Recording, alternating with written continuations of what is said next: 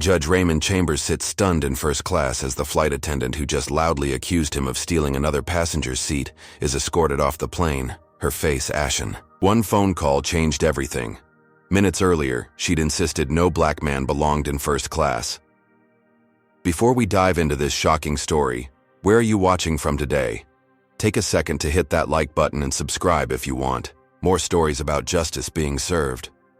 How would you react if someone questioned your right to be somewhere based solely on your appearance? Let's find out what happened next in this incredible true story. Raymond Chambers had earned every accolade in his distinguished 20-year career on the federal appeals court bench. At 58, his salt-and-pepper hair and keen brown eyes reflected both wisdom and weariness as he settled into his first class seat on Flight 11382 from Atlanta to Chicago. The past week had drained him completely. 7 straight days of testimony, he muttered to himself, tucking his leather briefcase carefully under the seat in front of him. The civil rights case he'd been adjudicating had drawn national attention. A group of black homeowners had filed suit against a major banking institution for discriminatory lending practices. The evidence was compelling but complex, requiring his absolute focus and impartiality, despite the personal resonance he felt with the plaintiffs. Now all Raymond wanted was to relax during the 2-hour flight before attending his daughter Clara's law school graduation tomorrow. He'd splurged on the first-class ticket as a rare self-indulgence. As one of only 8 black federal appeals court judges in the country, Raymond was accustomed to a life of careful moderation in all things. Too expressive, and colleagues questioned his judicial temperament.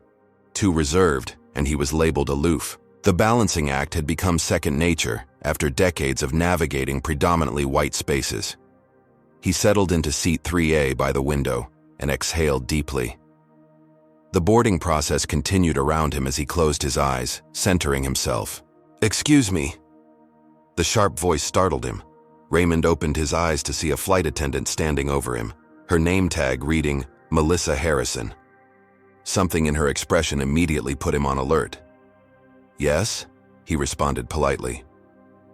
"Are you sure you're in the right seat?" she asked, emphasizing sure, as if speaking to someone with limited comprehension. Raymond straightened. "Yes, 3A. That's what my boarding pass says." He reached for his ticket in his jacket pocket. Melissa's eyes narrowed as she watched him retrieve the ticket.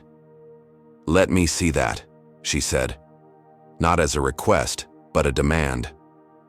Without waiting, she reached for the boarding pass. Raymond handed it to her calmly, though he noticed several nearby passengers glancing over. Melissa examined the pass with exaggerated scrutiny. "This doesn't look right. How did you get this seat?" The implication in her tone was unmistakable. Raymond had encountered this before. The automatic assumption that his presence in a premium space must involve some kind of mistake or deception. "I purchased it just like everyone else," he replied evenly, maintaining the measured tone that had served him well in contentious courtroom situations. "These tickets are very expensive," Melissa stated flatly, handing the boarding pass back. With visible reluctance, Raymond nodded. "I'm aware of the cost." She remained standing over him, her body language suggesting the matter wasn't resolved to her satisfaction. "What's your final destination today?" she pressed. "Chicago." "This is a direct flight to Chicago, which is my destination," Raymond clarified, wondering why she needed this information when his boarding pass clearly stated it. Around them, the first-class cabin had grown quieter. Other passengers were now openly watching the interaction. Raymond felt the familiar weight of unwanted attention pressing down on him. Throughout his career, he had learned to function under such scrutiny, but that didn't make it any less exhausting. "And your reason for traveling?" Melissa continued her interrogation. Raymond paused before answering. There was no policy requiring passengers to explain their travel purposes. "Personal business," he finally responded, deliberately vague to highlight the inappropriate nature of her questioning. Melissa's lips tightened. "I need to check something. Stay here." Raymond almost laughed at the instruction to stay here, as if he had somewhere else to go on an aircraft still boarding. He noticed a white businessman who had just been seated across the aisle in 3B, watching the exchange with furrowed brows. Melissa returned moments later with a tablet. "Your name again?" she demanded. "Raymond Chambers," he stated clearly, though she had never asked for his name in the first place. She tapped on the tablet, frowning. "I don't see any Raymond Chambers in first class. That's not possible. I made this reservation weeks ago." Raymond reached for his phone to pull up the confirmation email. Before he could find it, Melissa cut him off. "Sir, I think there's been a misunderstanding. People like you don't typically fly first class with us." The cabin grew deathly quiet. The phrase, "people like you," hung in the air, its implication unmistakable. Raymond felt a familiar heat rising within him. Not merely anger, but the complex mix of emotions that came with these moments. The need to respond with enough force to maintain dignity, but not so much as to fulfill negative stereotypes about black anger. The businessman across the aisle spoke up. "Excuse me, what exactly do you mean by people like him?" Melissa turned, startled that someone had questioned her. "This is between the airline and this gentleman," she replied, the pause before gentleman making the word sound like a placeholder for something else. Raymond produced his confirmation email. "My reservation is confirmed. Seat 3A, first class. My credit card was charged accordingly." Melissa barely glanced at the screen. "Anyone can show anything on a phone. I need to see proper documentation." "The boarding pass you just examined is proper documentation," Raymond replied, his patience wearing thin but his voice remaining measured. "And I've shown you confirmation of payment." "Well, someone must have made a mistake," she insisted. "I'll need to check with my supervisor." As she walked away again, the businessman leaned over. "That was completely inappropriate. Would you like me to say something?" Raymond shook his head slightly. "Thank you, but I've handled worse."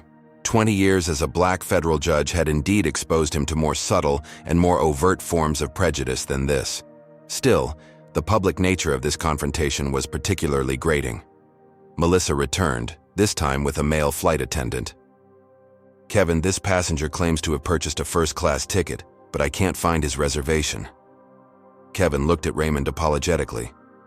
"Sir, may I see your boarding pass?" Raymond handed it over again, growing increasingly frustrated at having to repeatedly prove his right to occupy space. Kevin examined it and nodded. "This appears to be in order. Seat 3A, first class." "But he's not on my manifest," Melissa insisted. "What's your name, sir?" Kevin asked. "Raymond Chambers." Kevin checked his own tablet. "Mr. Chambers is indeed listed here. First class, seat 3A. Melissa's face flushed. Rather than apologizing, she snatched the tablet from Kevin. "Let me see that." After studying it, she looked back at Raymond with undisguised suspicion. This must have been a last-minute change. "When exactly did you book this flight?" Raymond's patience reached its limit. "That information is irrelevant. I have a confirmed reservation, which your colleague has verified. I've provided all necessary documentation. Is there something else specific you need from me? Or may I be allowed to sit in peace in the seat I purchased?" The directness of his response seemed to inflame rather than resolve the situation. Melissa's face hardened. "Sir, your hostile attitude is concerning me. If you can't communicate calmly, I'll need to involve security." Raymond almost laughed at the absurdity. He'd maintained judicial composure through cases involving terrorists and murderers, yet this flight attendant was characterizing his measured response as hostile. "I've been nothing but calm," Raymond replied. "Please explain specifically what you found hostile in my response." Instead of answering, Melissa turned to Kevin. "Call security. This passenger is being uncooperative and making me feel unsafe." Kevin looked uncomfortable, but nodded and moved toward the front of the plane. Several passengers exchanged concerned glances. The businessman across the aisle shook his head in visible disgust. As they waited for security to arrive, Raymond sat perfectly still, his mind racing through potential scenarios. He'd seen how quickly these situations could escalate, how readily authority figures would accept the word of a white woman claiming to feel threatened by a black man, regardless of his status or demeanor. He thought about his daughter Clara, waiting in Chicago. About the graduation he might miss if this situation derailed further. About the countless times throughout his career he'd been made to feel that his achievements, his position, his very presence was somehow provisional, subject to challenge at any moment by anyone who decided he didn't belong. The security officers boarded several minutes later, creating a spectacle that drew the attention of everyone on the plane. Raymond remained seated, hands visible on the armrests, expression neutral despite the humiliation burning within him. As Melissa began explaining her version of events, Raymond made a decision. There was a time for dignity through forbearance, and there was a time for action. Perhaps this moment called for the latter. The two airport security officers stood at the entrance to the first-class cabin, creating an immediate spectacle. Passengers in economy craned their necks to see what was happening, while those in first class studiously avoided eye contact with Raymond, all except the businessman in 3B who watched the scene unfold with open concern. "What seems to be the problem here?" asked the taller officer, a middle-aged white man whose name badge read, Keller. Melissa stepped forward immediately. "This passenger is being belligerent and refuses to verify his ticket information properly. He's making me feel unsafe." Raymond remained seated, hands clearly visible on the armrests, his expression deliberately neutral despite the anger simmering inside him. 20 years on the federal bench had taught him how quickly situations involving black men and authority figures could escalate, regardless of status or circumstances. "Sir, we need to see your boarding pass," Officer Keller stated firmly. For the third time, Raymond produced his boarding pass. "My name is Raymond Chambers. This is my assigned seat 3A, first class. The other flight attendant has already verified this information."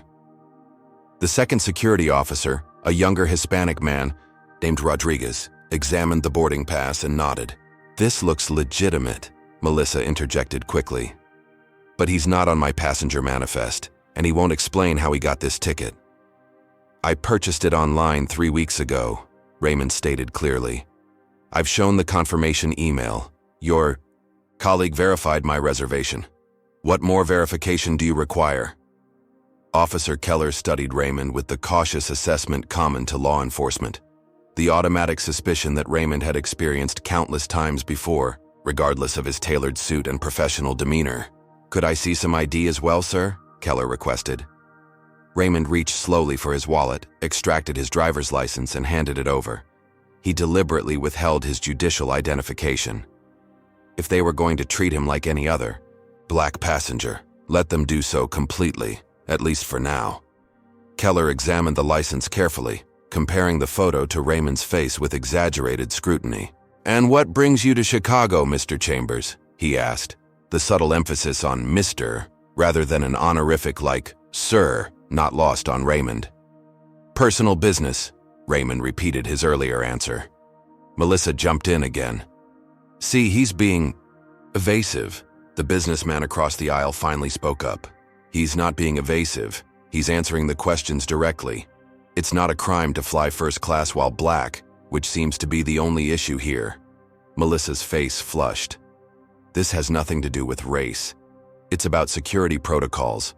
What security protocol requires interrogating a passenger whose ticket and identification are both valid?" The businessman countered. Officer Rodriguez shifted uncomfortably, clearly sensing the situation was unwarranted. "Everything appears to be in order with the documents, sir," he told his partner. Raymond's mind flashed back to numerous similar situations throughout his life and career. The time he was stopped 3 blocks from his own home because he matched a description, the court security guard who insisted he use the public entrance rather than the judge's entrance on his first day on the bench, the countless times he'd been followed in stores, questioned in first-class lounges, or asked if he was lost when walking in affluent neighborhoods. Each time, he had responded with restrained dignity. Each time, he had swallowed the indignity for the sake of avoiding escalation. Each time, it had cost him something intangible but real, small sacrifices of self-respect that accumulated over decades.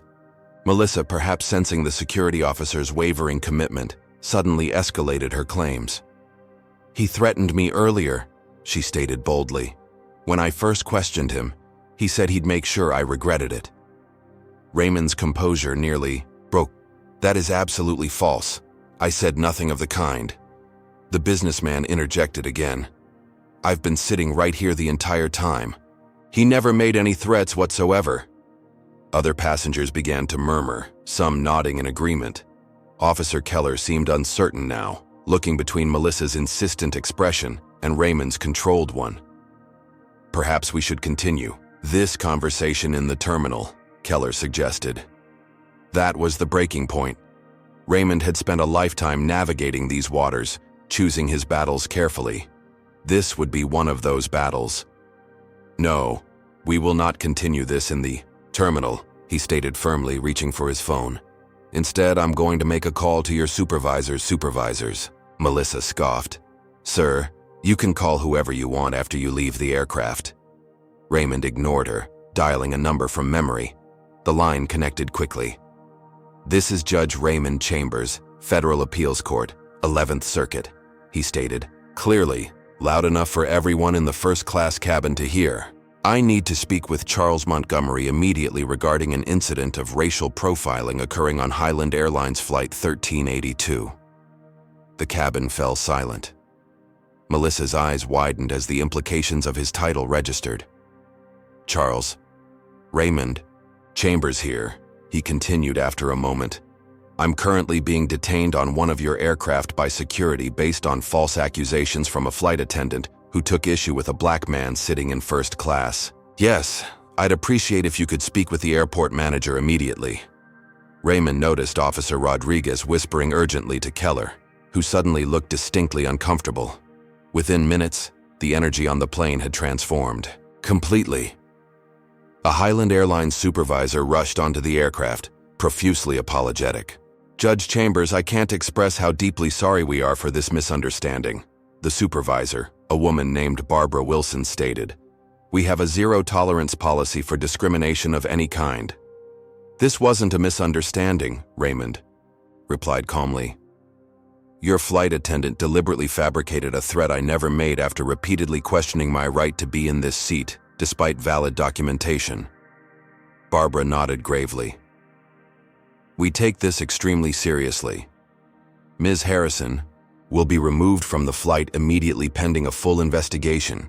Melissa's face had gone from flushed to ashen. You can't do that. I've worked for Highland for 11 years. Ms. Harrison, Barbara responded firmly. Please gather your personal belongings and exit the aircraft. Your services will not be required for this flight. You're firing me, just like that? Melissa's voice rose incredulously.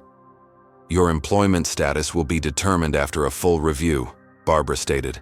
But yes, you are being removed from duty effective immediately. The security officers, now excessively polite, apologized to Raymond before escorting a shell-shocked Melissa from the plane. As she walked down the aisle, the stunned silence in the cabin was broken only by the muffled sound of her indignant protests. Raymond sat back in his seat, his victory hollow. The vindication brought no joy, only a weary recognition that his position and connections had protected him this time, privileges unavailable to countless others who faced similar discrimination daily. The businessman across the aisle offered a supportive nod. Well handled, Judge. Raymond nodded back, but his mind was already racing ahead to the inevitable aftermath. The story would spread. There would be media inquiries, statements from the airline, perhaps even congressional questions given his position. What should have been a simple flight to his daughter's graduation had become yet another battlefield in America's unending racial reckoning. As the replacement flight attendant came through with excessive courtesy, Raymond closed his eyes, mentally preparing himself for the days ahead. This incident wasn't over. In many ways, it was just beginning. The remainder of the flight proceeded in awkward silence. The replacement flight attendant, a young woman named Tara, approached Raymond with almost painful deference. Judge Chambers, can I bring you anything at all? Perhaps a drink before takeoff? Or an extra pillow? Her voice carried a nervous tremor. Just water, thank you, Raymond replied, uncomfortable with the sudden overcorrection. He didn't want special treatment, just the normal courtesy afforded any passenger. Around him, the first-class cabin had divided into distinct camps. Some passengers offered supportive glances, or even quiet words of encouragement when passing his seat. Others deliberately avoided eye contact, as if his presence had become radioactive after the confrontation. A few whispered among themselves while casting sidelong glances his way. The businessman in 3B introduced himself as Michael Donovan, a marketing executive from Chicago. "What happened to you was disgraceful," Michael said quietly. "I've flown this airline for years and never seen anything like it." Raymond nodded his appreciation, but found himself reluctant to engage.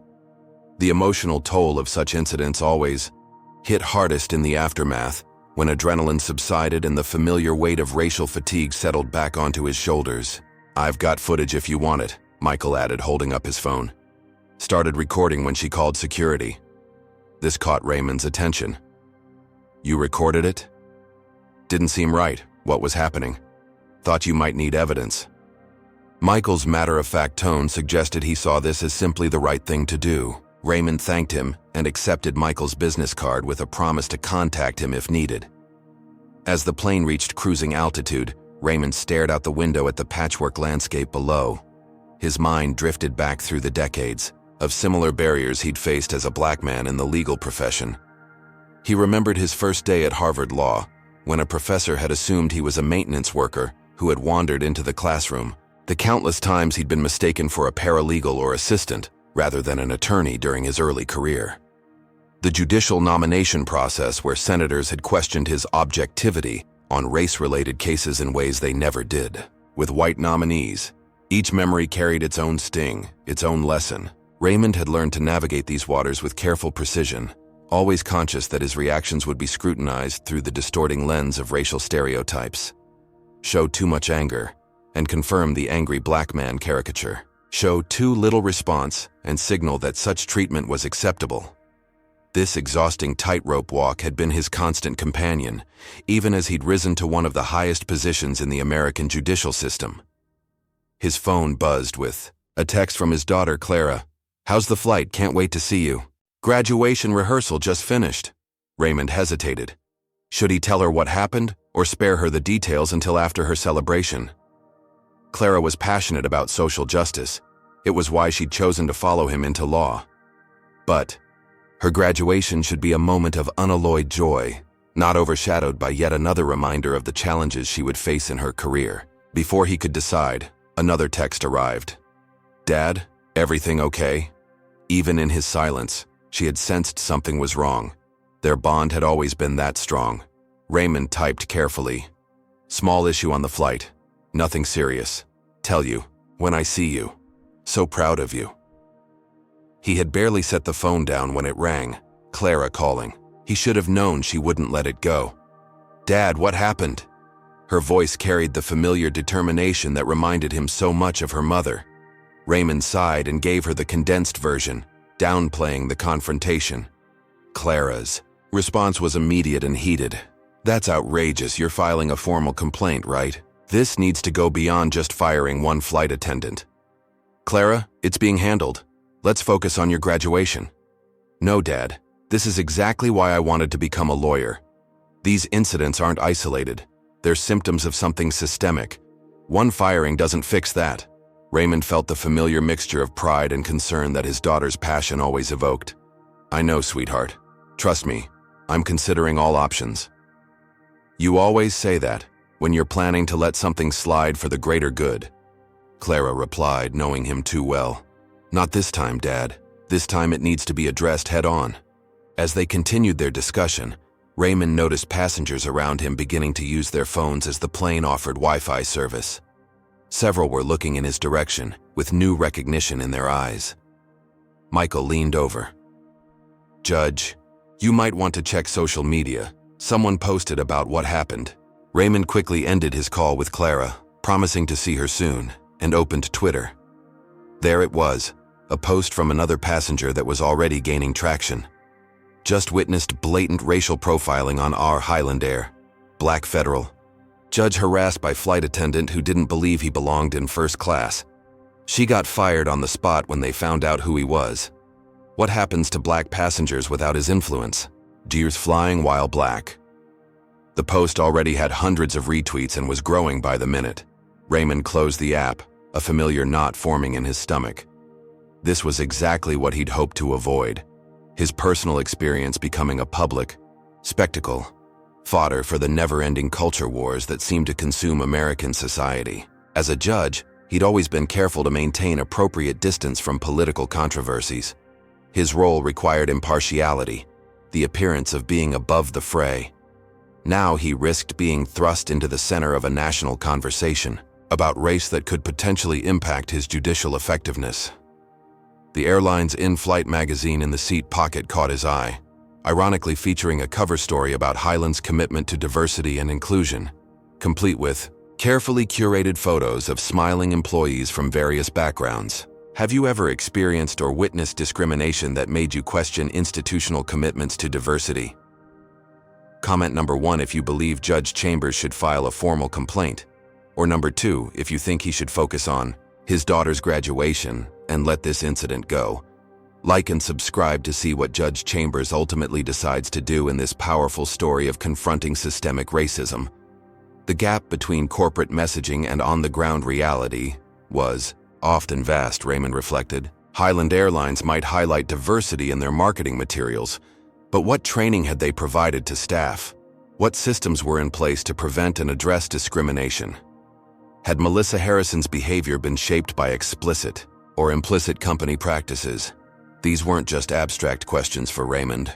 Throughout his judicial career, he had seen how individual incidents of discrimination often reflected broader institutional failings. Changing one employee's behavior, or even terminating them, rarely addressed the underlying issues. As the flight began its descent into Chicago, Raymond's phone buzzed with a notification. The airline's customer service department had sent an email. "Dear Judge Chambers, on behalf of Highland Airlines, please accept our sincere apologies for your experience today. We would like to offer you complimentary first-class upgrades for your next 3 flights with us. A member of our executive team would like to speak with you at your convenience." Raymond nearly laughed at the inadequacy of the response. 3 flight upgrades in exchange for public humiliation? It highlighted exactly how corporations often approach these issues, as customer service problems to be resolved with perks, rather than as fundamental failures requiring structural change. As the plane touched down in Chicago, Raymond made his decision. This incident, however painful, created an opportunity to push for meaningful reforms. His position gave him a platform and influence that most victims of discrimination lacked. Perhaps it was his responsibility to use that privilege, to create change that would benefit others. The question was how to proceed. A splashy lawsuit might generate headlines but not necessarily lasting impact. Working quietly with the airline might produce real changes in policy and training, but without public accountability. Clara would push for the most direct confrontation possible, while his judicial colleagues would likely counsel caution and discretion. As passengers prepared to disembark, Raymond noticed several people taking photos of him with their phones, not even attempting to be subtle. The incident was clearly spreading across social media faster than he had anticipated. He gathered his belongings and stood, nodding politely to Michael Donovan. "Thank you for your support earlier. It meant a lot." "Just did what anyone should do," Michael replied, though sadly not everyone does. That simple statement captured so much truth. Not everyone did stand up when witnessing injustice. Change required not just the courage of those directly affected, but the conscience and action of bystanders willing to get involved.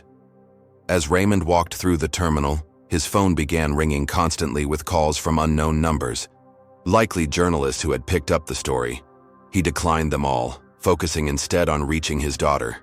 This was supposed to be her moment, a celebration of her achievement. Yet even now, racial reality had intruded.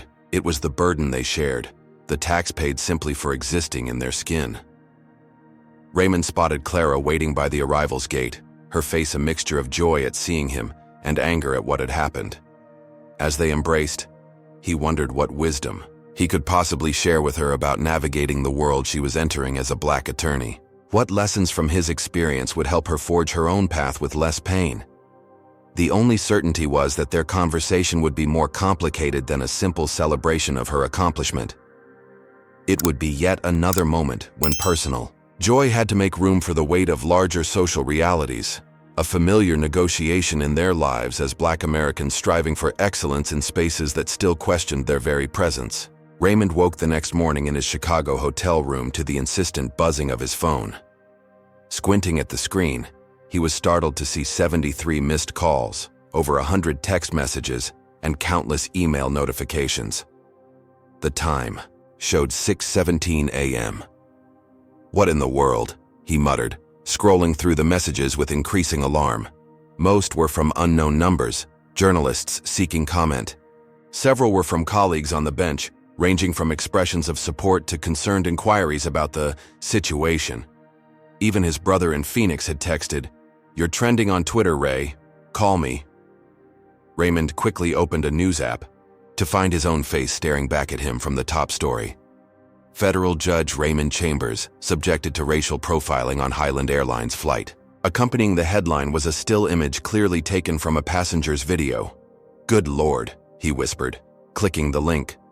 The article detailed the incident with surprising accuracy, including quotes from passengers who had witnessed the confrontation. More concerning was the embedded video, a 3-minute clip shot from several rows behind that clearly captured Melissa Harrison's hostile questioning and false accusation, followed by the security officer's arrival and Raymond's revelatory phone call. The clip had apparently been posted to social media late the previous night and had exploded overnight, garnering millions of views. Multiple news organizations had picked it up, and it was now playing on morning shows across the country. A knock at his door startled him. Looking through the peephole, he saw Clara, already dressed and looking determined. "Have you seen it?" she asked the moment he opened the door. "Just now," Raymond replied, inviting her in. "It's extensive. It's everywhere, Dad," Clara said, holding up her own phone. "You're the #1 trending topic. People are calling you a hero for standing up to her." Raymond sat heavily on the edge of the bed. "I'm not a hero, Clara. I'm a federal judge who used his position and connections to avoid being thrown off a flight. That's privilege, not heroism. But you're using that privilege to highlight what happens to those who don't have it," Clara countered. "The conversations this is starting are important." Raymond nodded absently, scrolling through more notifications. Among them was an email from Charles Montgomery, the airline executive he'd called during the incident. "Judge Chambers, I cannot adequately express my personal regret over yesterday's inexcusable incident. Our CEO, Victoria Lang, would like to speak with you directly today at your earliest convenience. Please call my private line at your earliest convenience." Below that was a message from the court administrator. "Judge, the chief judge has called an emergency conference call with all active judges for 9 a.m. regarding the media situation. Please confirm you can join." Raymond rubbed his temples. What should have been a simple day focused on Clara's graduation had now become a complex navigational challenge through media scrutiny, professional obligations, and the opportunity for meaningful advocacy. "Dad, you need to see this," Clara said, handing him her phone. On the screen was another video, this one showing Melissa Harrison being interviewed by a local news station near the airport.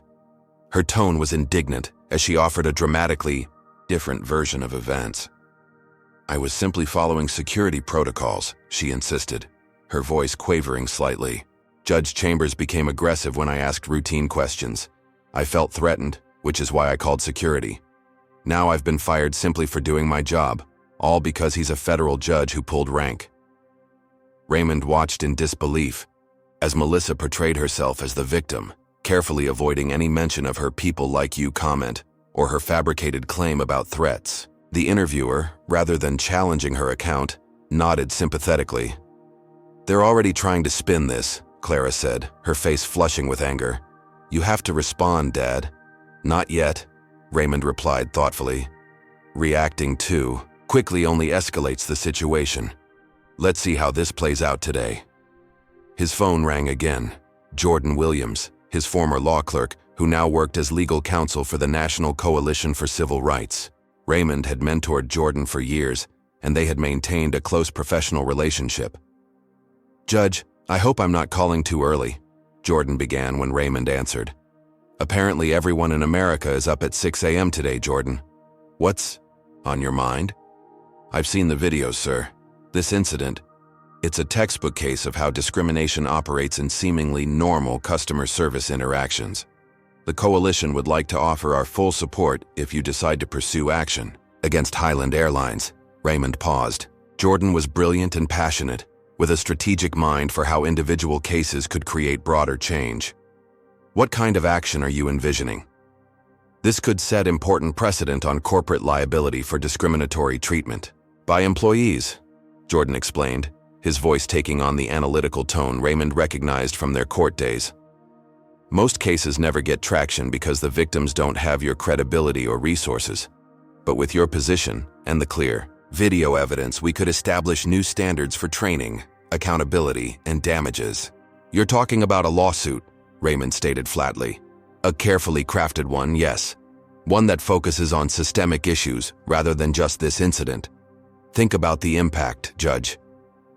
Raymond promised to consider it and ended the call, turning to find Clara watching him intently. Jordan's right, Dad. This is bigger than just what happened to you. Before Raymond could respond, his phone displayed an incoming call from Highland Airlines corporate office.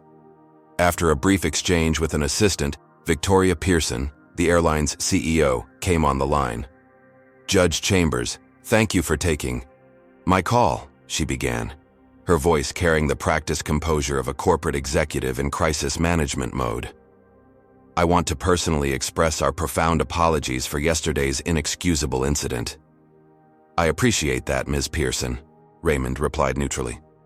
We've already terminated Ms. Harrison's employment and are launching a comprehensive review of our training protocols, she continued. Additionally, we'd like to offer you compensation for the distress caused. Our legal team has prepared a settlement offer that includes significant monetary damages and a first-class lifetime travel pass with Highland. The suggestion of immediate settlement was revealing. They were clearly concerned about potential litigation and public relations damage. I'm not interested in travel perks, Ms. Pearson, Raymond responded. My concern is with systemic issues that allowed this incident to occur in the first place. Of course, the CEO replied smoothly. We're committed to addressing those issues. Perhaps we could meet in person to discuss specific reforms you'd like to see implemented. We value your perspective as we work to improve. The conversation continued with Victoria outlining various diversity initiatives the airline planned to enhance. Raymond listened carefully, noting that while her proposals sounded progressive, they lacked specific accountability measures or structural changes. After ending the call, Raymond turned to Clara. They're offering money and perks to make this go away quickly. Of course they are, Clara replied with a knowing look. Standard corporate damage control. Are you considering it? No, Raymond said after a moment. But I need to think carefully about next steps. My position on the bench comes with certain ethical constraints about public advocacy. As they prepared to leave for Clara's graduation ceremony, Raymond's phone chimed with another notification.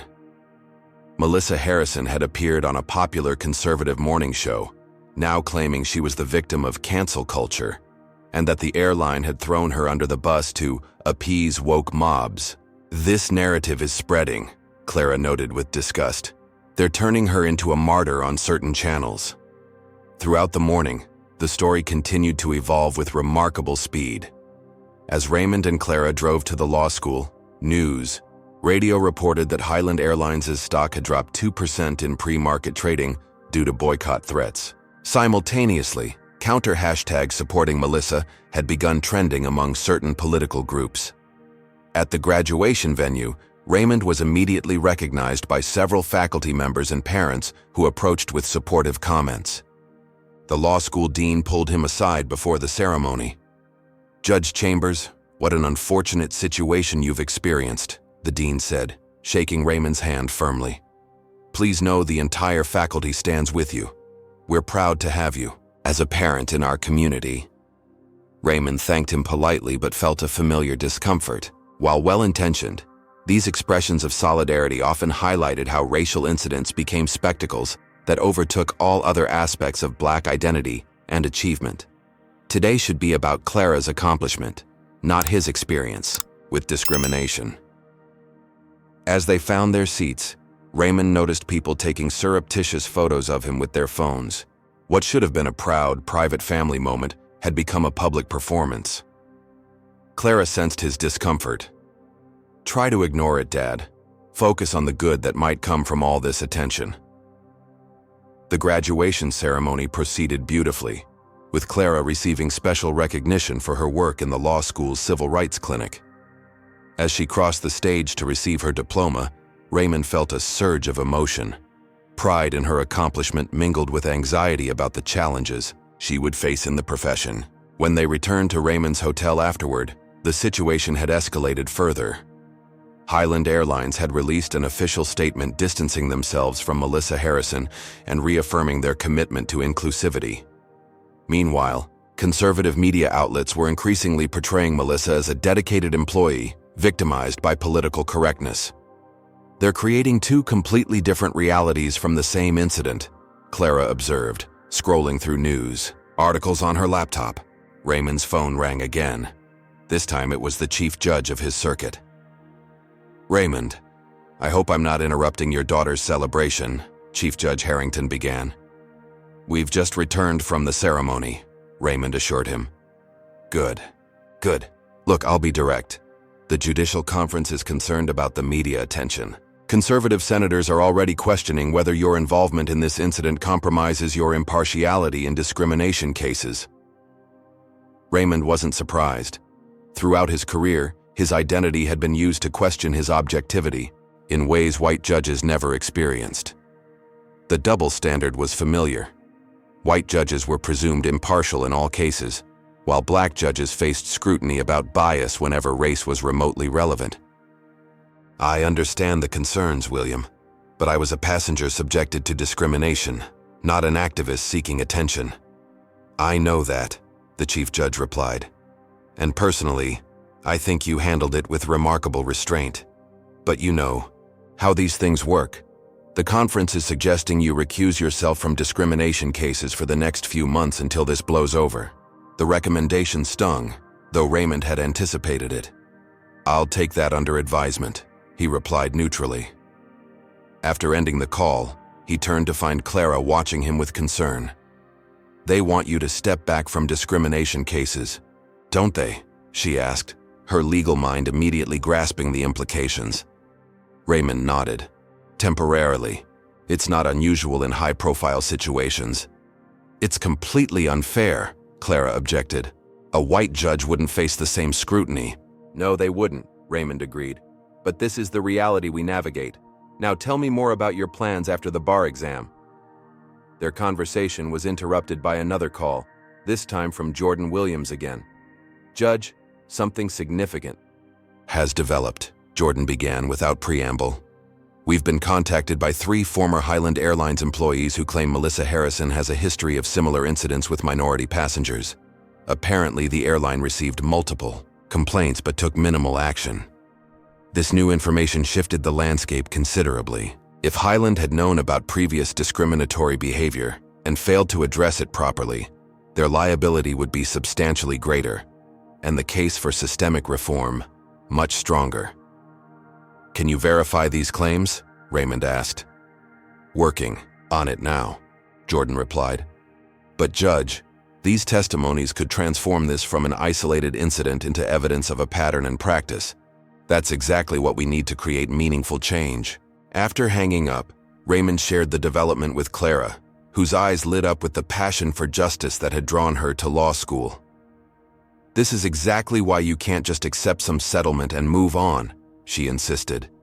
"There could be dozens or hundreds of passengers who faced similar treatment without the power to fight back." Raymond nodded slowly. "You're right. But any legal action I take will come with significant professional costs. The judiciary prizes neutrality above all else." "Is it really neutrality when staying silent benefits the status quo?" Clara challenged. Before Raymond could answer, his phone lit up with a news alert. Melissa Harrison would be holding a press conference in 1 hour with her newly retained attorney, a prominent conservative legal figure known for taking on anti-woke causes. Meanwhile, social media had exploded with FARC Team Melissa and Stand With Judge Chambers hashtags dividing along predictable political lines.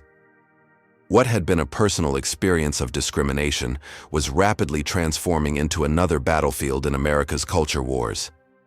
As Raymond and Clara watched Melissa's press conference on the hotel television, the former flight attendant tearfully described herself as a scapegoat sacrificed on the altar of political correctness. Her attorney announced plans to sue Highland Airlines for wrongful termination, claiming the company had violated her rights by firing her simply for following security protocols. "The distortion is unbelievable," Clara muttered. "Did she forget there's actual video?" "For some viewers, the video won't matter," Raymond replied. "They'll see what confirms their existing beliefs." His phone rang again, this time showing Charles Montgomery's number from Highland Airlines executive offices. "Judge Chambers, I need to inform you that our legal team has revised our settlement offer in light of Ms. Harrison's press conference," the airline executive began, his voice tense.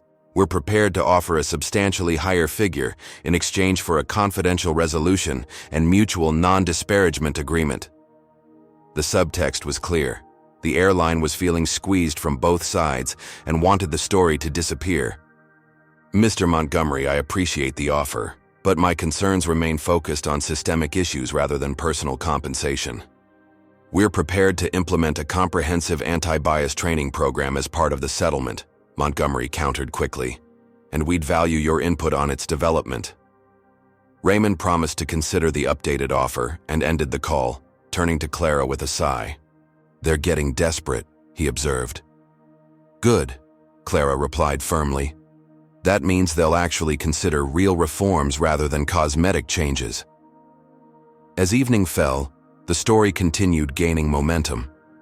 National civil rights leaders had issued statements of support for Raymond, while conservative political figures rallied behind Melissa. The incident had become a Rorschach test for America's divided perspectives on race, privilege, and accountability. Raymond's phone buzzed with a text from Jordan. "Judge, we've confirmed 2 previous formal complaints against Harrison for discriminatory treatment. Working to get documentation. This is bigger than we thought." The following morning brought another development. Victoria Pearson, Highland's CEO, had scheduled a national television appearance to address the controversy. Meanwhile, 3 additional passengers from Raymond's flight had released their own videos of the incident, providing even clearer documentation of Melissa's behavior and contradicting her public claims. As Raymond and Clara watched Victoria's interview over breakfast, the CEO struck a careful balance, expressing support for diversity and inclusion, while avoiding direct criticism of Melissa or acknowledgement of potential systemic issues. "Highland Airlines has a zero-tolerance policy for discrimination," Victoria stated smoothly. "We're conducting a thorough investigation while respecting the privacy of all involved." "Classic corporate non-answer," Clara commented. "Sounds progressive, while committing to nothing specific." Raymond nodded, considering his options with judicial deliberation. By now, he had received hundreds of messages from Black professionals sharing similar experiences of having their presence questioned in premium spaces. Their stories reinforced his growing conviction that his unique position created both opportunity and responsibility. "Clara," he said finally, "I think it's time to speak with Jordan about next steps. This isn't just about one flight attendant or even one airline. It's about establishing clear corporate responsibility for addressing discriminatory treatment." Clara smiled, recognizing her father's shift from reluctant participant to purposeful advocate. "That's the judge I know." Raymond picked up his phone to call Jordan, aware that his decision would likely have significant consequences for his judicial career. But some principles transcended professional considerations. Justice shouldn't depend on one's title or connections. And now he had the platform to potentially help ensure it didn't have to. 3 days after the incident, America witnessed the peculiar spectacle of a single event generating 2 completely divergent narratives. On conservative networks, Melissa Harrison had become a cause célèbre, a dedicated employee and victim of cancel culture, who had lost her livelihood for doing her job in an increasingly anti-white corporate environment. 11 years of service thrown away because one privileged passenger pulled rank, Melissa said tearfully during an interview on National Morning. Her attorney, James Rutledge from the Liberty Legal Foundation, sat beside her nodding sympathetically. "We're seeing a disturbing pattern where accusations of racism are weaponized against hard-working Americans," Rutledge added gravely. Ms. Harrison was simply following security protocols in a post-9/11 world. The interview strategically avoided mentioning Melissa's "people like you" comment or her fabricated claim about being threatened, both clearly documented in passenger videos. Instead, it focused on her financial hardship since being fired and the thousands of supportive messages she had received. Meanwhile, on mainstream and progressive media, Raymond's experience was presented as a textbook example of the discrimination Black Americans faced, regardless of their professional achievements or social status. If a federal judge can be publicly humiliated and nearly removed from a flight despite having valid documentation, imagine what happens to those without his connections, noted a prominent civil rights attorney on CNN. Social media reflected this division, with the Justice for Melissa and Stand with Judge Chambers trending simultaneously. The incident had been transformed from a personal experience into symbolic ammunition in America's ongoing culture wars. Raymond observed this polarization with a mixture of concern and resignation from the private office Jordan Williams had, arranged at the National Coalition for Civil Rights headquarters in downtown Chicago. He had extended his stay in the city to work with Jordan's team on developing a legal strategy. "The fundraising for Harrison is remarkable," Jordan noted, showing Raymond a conservative crowdfunding page that had already raised over $200,000 for Melissa's legal defense and living expenses. "She's being financially rewarded for discrimination," Raymond observed. "That's quite a message to send." "It gets worse," Jordan continued, sliding a folder across the desk. "We've confirmed that multiple interest groups have approached her with paid speaking opportunities, book deals, and even a potential documentary." Raymond reviewed the documents with judicial detachment, though inwardly he felt a familiar weariness. America's racial division had created an ecosystem where discrimination could be monetized, either by fighting against it or by becoming a celebrated practitioner of it. "Let's focus on our objectives," Raymond said, steering the conversation back to strategy. "What have you learned about Highland's history with similar complaints?" Jordan's expression shifted to one of focused determination. "We've identified 7 formal complaints against Melissa Harrison over her 11-year employment, all filed by passengers of color, alleging discriminatory treatment. Highland resolved each with minor disciplinary actions and confidential settlements." "So they were aware of a pattern," Raymond noted. "Exactly. But there's more. Our investigation indicates this goes beyond one employee. Highland's customer satisfaction scores show statistically significant disparities in how passengers of color rate their first-class experience compared to white passengers. The airline has this data, but hasn't addressed the underlying issues." Raymond nodded thoughtfully. "So we're looking at potential systemic failure to identify and correct discriminatory practices." "Yes, sir," Jordan agreed, "which makes this a much stronger case for meaningful reform rather than just individual consequences." Their discussion was interrupted by a call from Clara, who had returned to her apartment to prepare for the bar exam. "Dad, you need to see the statement Melissa just released on social media," she said urgently. "She's claiming you used your connections with liberal judges to get her fired and destroy her reputation. She's calling for a Highland Airlines boycott by real Americans who believe in fair treatment." Raymond sighed. "Send me the link." After reviewing Melissa's inflammatory statement, Raymond turned back to Jordan. "She's escalating the rhetoric, substantially. This isn't just about defending her actions anymore. She's launching political attacks on the judiciary itself." Jordan nodded grimly. "Which actually strengthens our position. Her statements contradict the video evidence and undermine her credibility." "But they're effective with her audience," Raymond noted. "She's raised substantial funds and gained a platform that may prove more lucrative than her airline career ever was." "All the more reason to pursue systemic change," Jordan replied. "Individual consequences clearly aren't sufficient deterrence."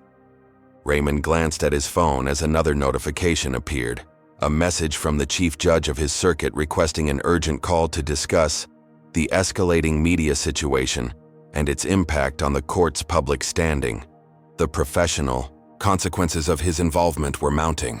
While Raymond had scrupulously avoided making public statements, his very identity as both a federal judge and a black man made neutrality impossible in America's polarized landscape.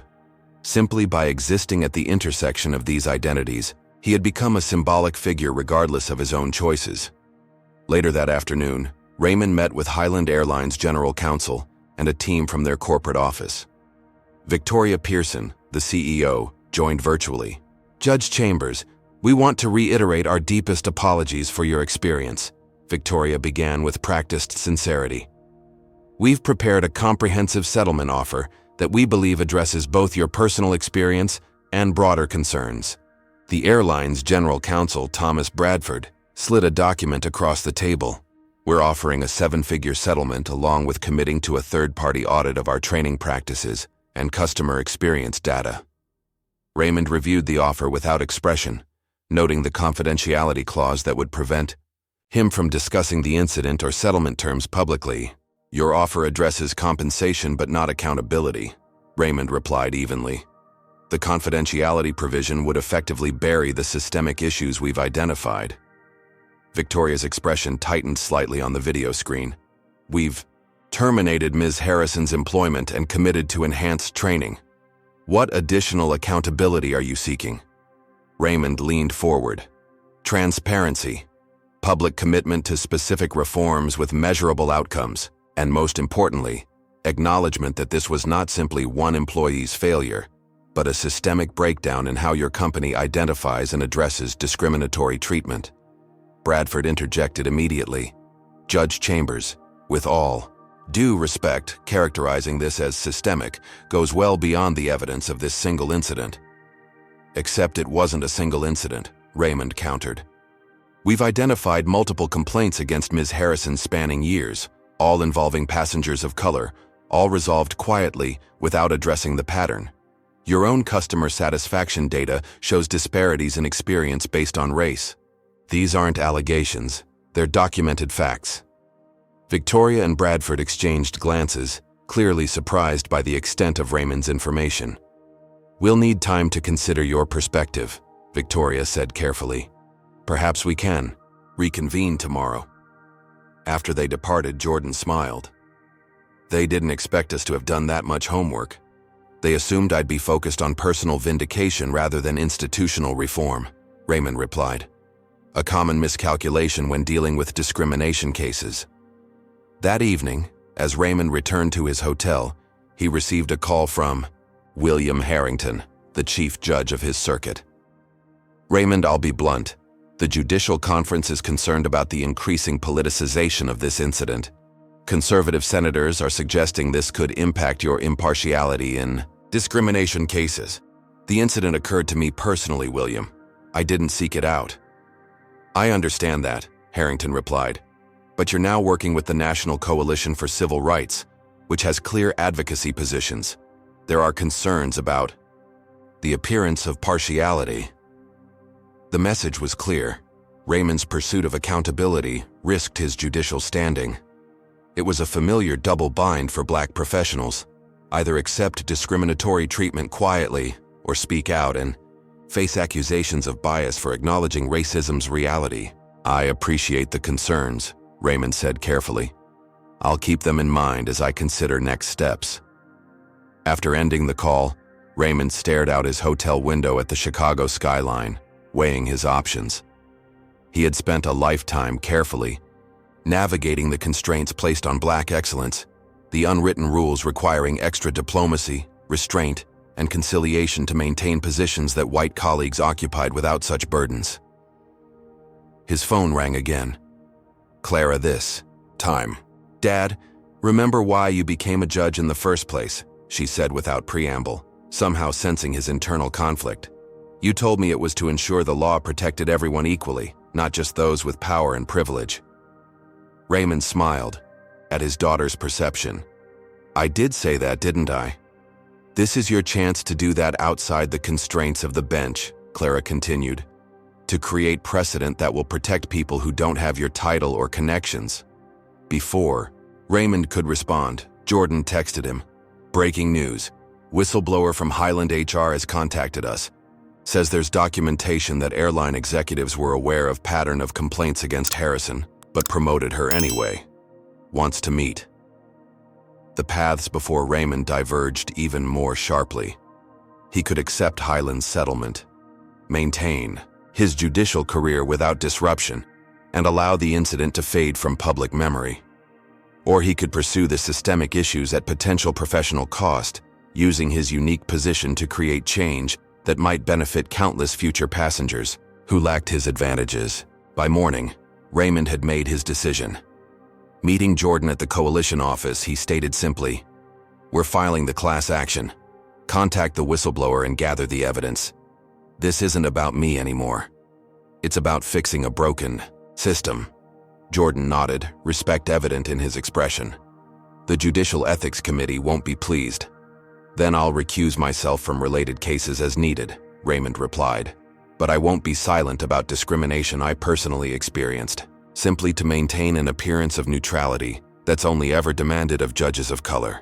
That afternoon, the National Coalition for Civil Rights, with Raymond as lead plaintiff, filed a class action lawsuit against Highland Airlines, alleging systematic failure to address discriminatory treatment of passengers of color in premium cabins. The complaint detailed multiple incidents beyond Raymond's experience, statistical disparities in customer satisfaction, and highlighted the airline's failure to address known patterns of problematic behavior. The response was immediate and predictable. Judicial conservatives called for Raymond's recusal from all discrimination cases, claiming he had revealed his bias.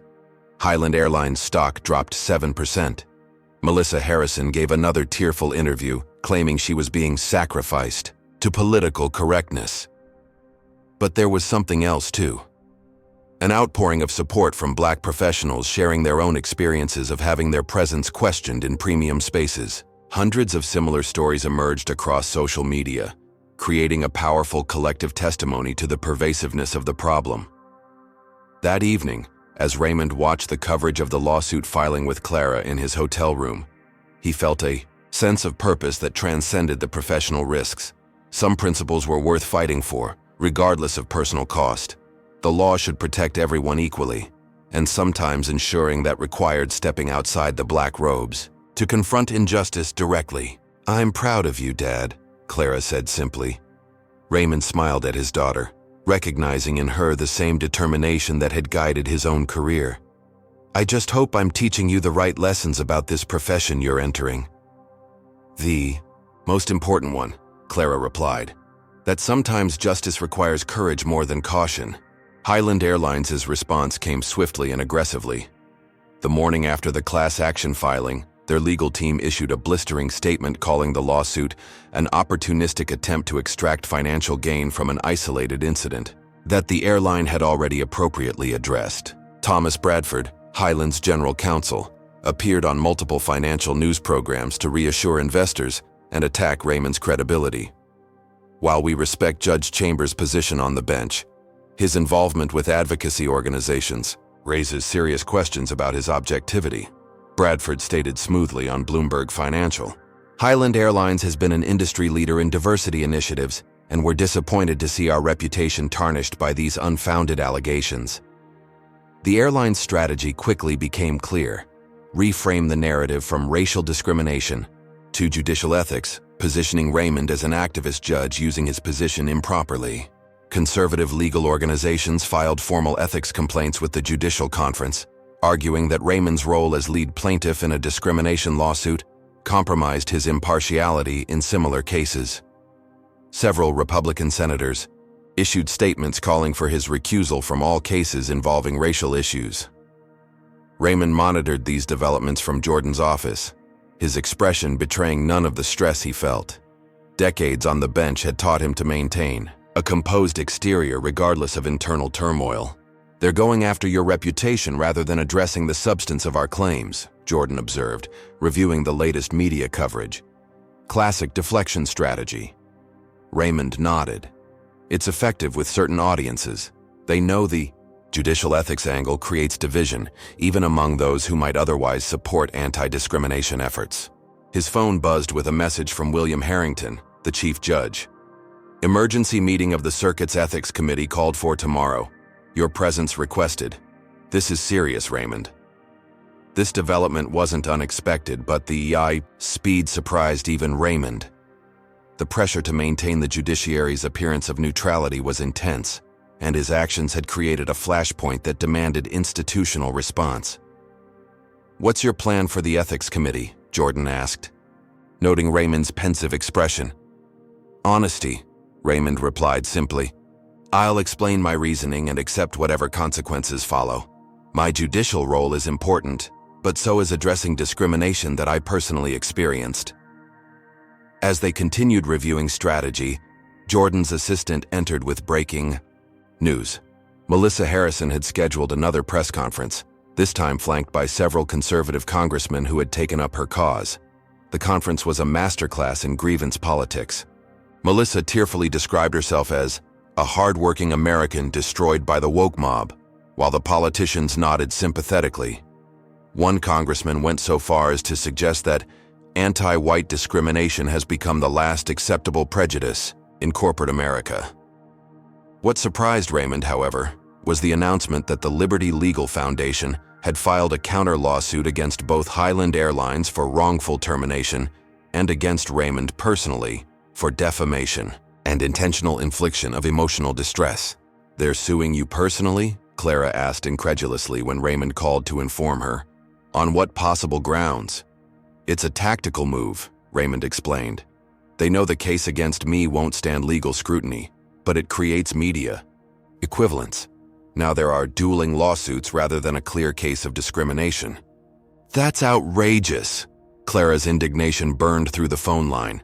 "There's video evidence of what actually happened." "Evidence matters in court, Clara, but public opinion operates by different rules." The truth of this observation became increasingly apparent as the week progressed. Conservative media outlets presented Melissa's countersuit with the same legitimacy as the class action, creating a false equivalence that muddied the waters for casual observers. Headlines about dueling lawsuits and competing claims obscured the fundamental issues and evidence at stake. Raymond's meeting with the Judicial Ethics Committee proved as challenging as anticipated. 5 fellow judges, all with expressions of grave concern, questioned him for over 3 hours about his decision to become the public face of a discrimination lawsuit. "You must understand the appearance problem, Raymond," Judge Eliza Montgomery stated. "How can litigants in discrimination cases believe you'll judge them fairly when you're simultaneously leading a lawsuit alleging discrimination?" With respect, Raymond replied, "Would you ask the same question of a judge who had been a victim of burglary and reported it to police? Would their impartiality in criminal cases be questioned?" "That's hardly an equivalent comparison," Judge Richard Whitman countered. "This case has become a political lightning rod, and your involvement with advocacy organizations adds to that perception." The underlying message was clear, if unspoken. White judges were presumed capable of objectivity regardless of their experiences, while a black judge who acknowledged experiencing racism was assumed to be compromised by that acknowledgement. After extensive deliberation, the committee reached its decision. Raymond would be asked to take a voluntary leave of absence from the bench pending resolution of both the class action and ethics complaints. While technically presented as a choice, the implications for refusing were clear. "I'll comply with the committee's recommendation," Raymond stated formally. "But I hope this body recognizes the troubling precedent this sets for judges from marginalized groups who experience discrimination." By the time Raymond left the courthouse, news of the committee's decision had already leaked to the press.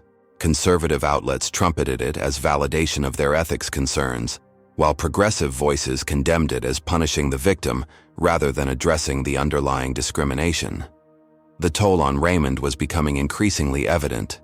Despite his outward composure, the stress had affected his sleep and appetite. Clara noticed immediately when they met for dinner that evening. "Dad, you need to take care of yourself," she urged. "This fight matters, but your health matters too." Raymond managed a tired smile. "I'm fine, Clara. I've faced worse pressures on the bench." "Not like this," she countered. "Not when you're both the judge and the judged." Their dinner was interrupted by an urgent call from Jordan.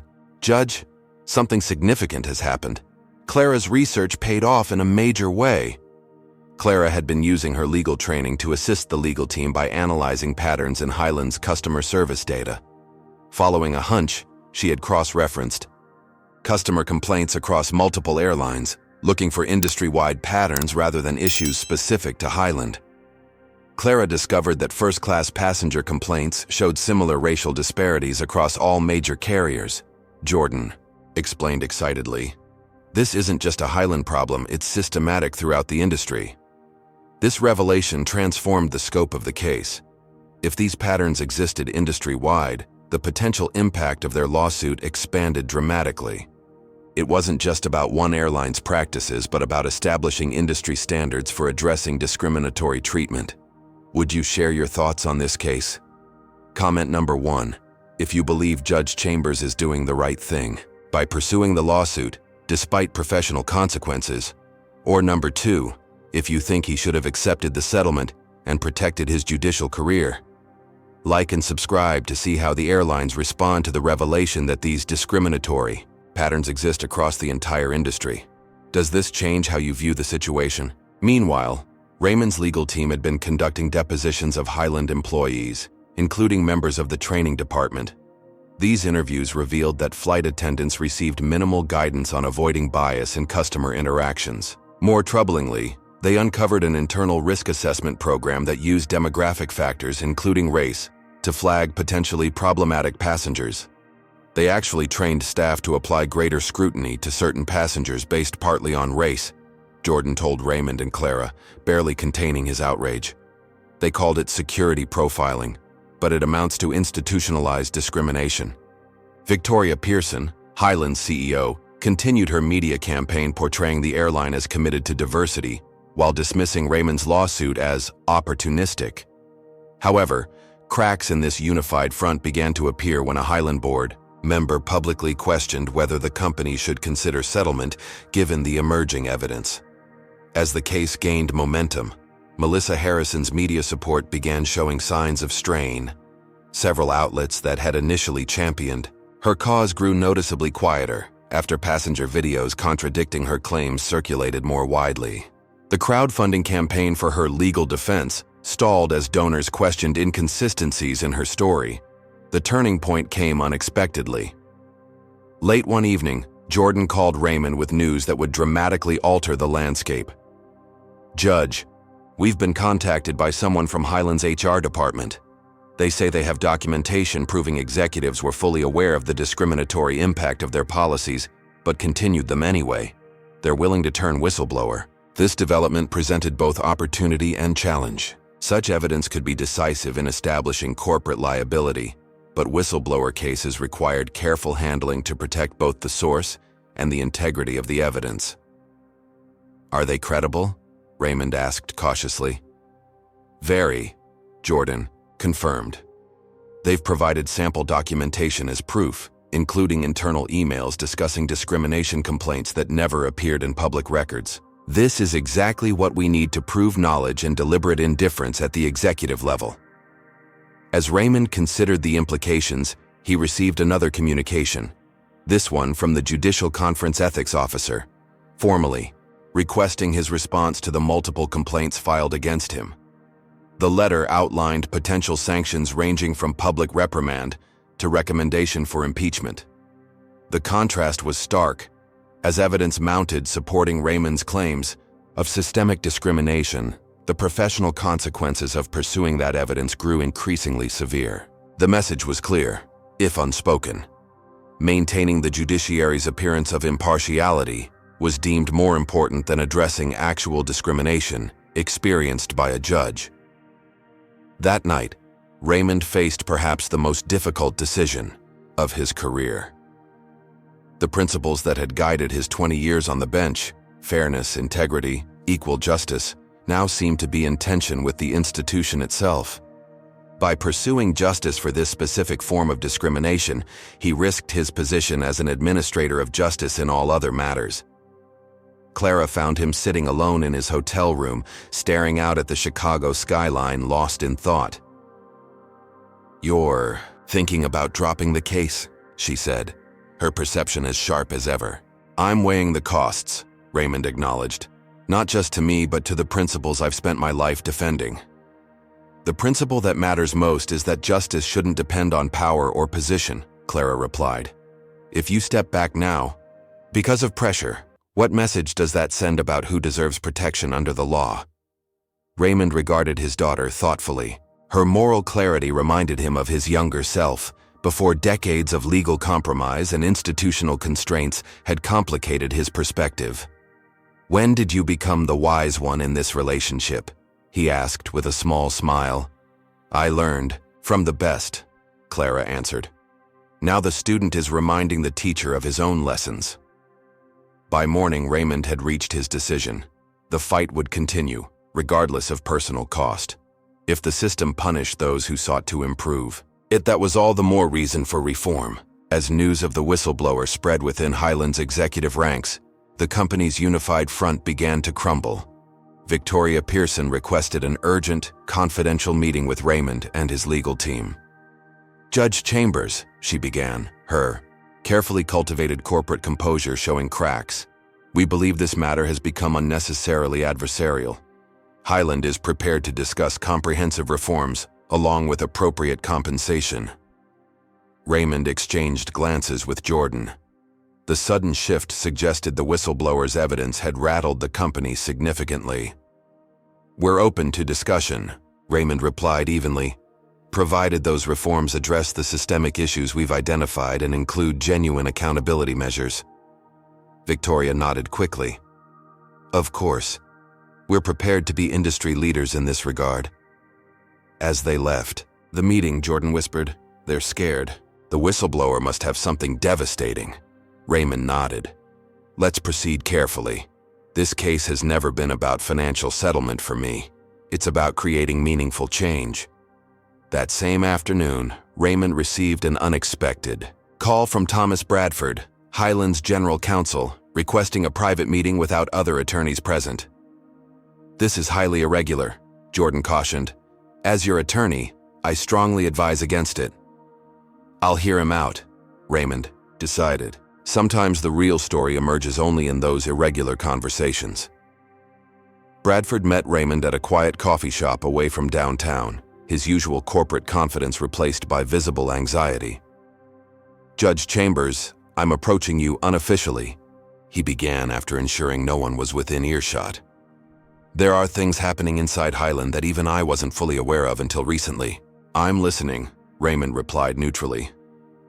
The internal investigation has uncovered patterns that are deeply troubling. Melissa Harrison's behavior wasn't an anomaly. It was partly the product of training programs and policies that I believe crossed legal and ethical lines. Raymond maintained his judicial poker face, though inwardly he was surprised by Bradford's candor. Why are you telling me this directly? He asked. Bradford hesitated. Because I believe Victoria is still hoping to minimize this situation rather than address it properly. She's authorized a larger settlement offer, but not the structural changes that are clearly needed. This insider perspective confirmed what Raymond had suspected. Corporate damage control was overriding meaningful reform. It reinforced his conviction that pursuing the case was necessary, despite the increasing personal and professional costs. As Raymond left the meeting, his phone displayed yet another call from the chief judge. Raymond, the situation has escalated. Conservative members of Congress are now calling for hearings on judicial activism, citing your case specifically. This has implications beyond just your position. The message was clear. Raymond's actions were creating ripples throughout the judiciary. The institution was closing ranks, prioritizing its appearance of neutrality over addressing discrimination within its own ranks. Later that evening, as Raymond briefed Jordan on Bradford's revelations, news broke that would again transform the landscape. A former passenger had come forward with video of a separate incident involving Melissa Harrison from 6 months earlier, showing remarkably similar discriminatory behavior toward an elderly black woman in first class. Highland's carefully constructed narrative of an isolated incident was crumbling under the weight of mounting evidence. The question now was whether that evidence would be sufficient to overcome both corporate resistance and the institutional pressure being applied to Raymond from the judiciary itself. As Raymond reviewed the new video evidence, He felt a complex mixture of vindication and sorrow. The validation of his experience came at the cost of knowing others had suffered similar treatment without his resources or platform to fight back. It reinforced the necessity of his current path, despite the increasing personal cost. Jordan summarized their strengthening position. We have multiple incidents, statistical patterns, evidence of corporate knowledge, and now a whistleblower with internal documentation. This case is becoming overwhelming. Raymond nodded thoughtfully. Then perhaps it's time to meet with our whistleblower and understand exactly what they know. The whistleblower meeting was arranged with elaborate security precautions. Jordan's team had secured a private office in an unmarked building, with participants arriving at staggered times through different entrances. Such measures might have seemed excessive, but corporate whistleblowers often face severe professional and personal consequences. Raymond arrived first, accompanied by Clara, who had increasingly taken on an unofficial role with the legal team. Jordan arrived 20 minutes later with 2 trusted associates. Finally, half an hour after the scheduled time, a woman in her mid-40s with a nervous but determined expression was escorted in by Jordan's security consultant. Judge Chambers, this is Patricia Winters, Jordan introduced her. She's been with Highland's Human Resources Department for 17 years, most recently as Associate Director of Employee Relations. Patricia nodded tensely. Thank you for taking precautions. Highland has already begun internal investigations to identify potential leaks. Your identity will be protected to the fullest extent possible, Raymond assured her. We appreciate the risk you're taking. Patricia placed a flash drive on the table. This contains documentation that Highland's executives won't want made public. I've been collecting it for years, hoping someone with enough influence would eventually challenge the company. Jordan connected the drive to a secure laptop as Patricia began explaining its contents. First, you should know that Melissa Harrison had 7 formal complaints filed against her during her 11 years with Highland. All involved passengers of color in premium cabins. In each case, she claimed the passengers were disruptive or didn't follow procedures. Raymond maintained his judicial composure, though inwardly he felt a surge of vindication. How were these complaints handled? That's the critical part, Patricia continued. After the 3rd complaint, our department recommended termination based on pattern recognition. Corporate overruled us. Instead, they promoted her to international, first-class routes, which are considered prestigious assignments. Jordan looked up from the laptop where he was reviewing documents. Are you saying they rewarded her after multiple discrimination complaints?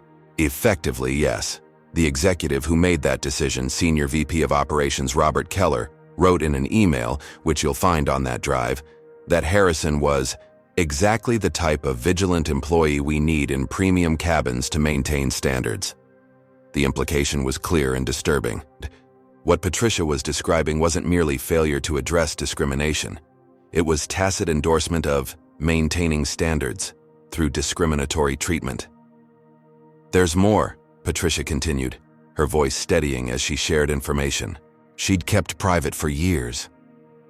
Highland implemented what they called enhanced customer experience protocols for first and business class 5 years ago.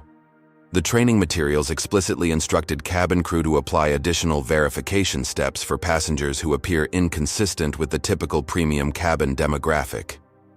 Clara leaned forward. That's barely disguised code for racial profiling. Patricia nodded. Exactly.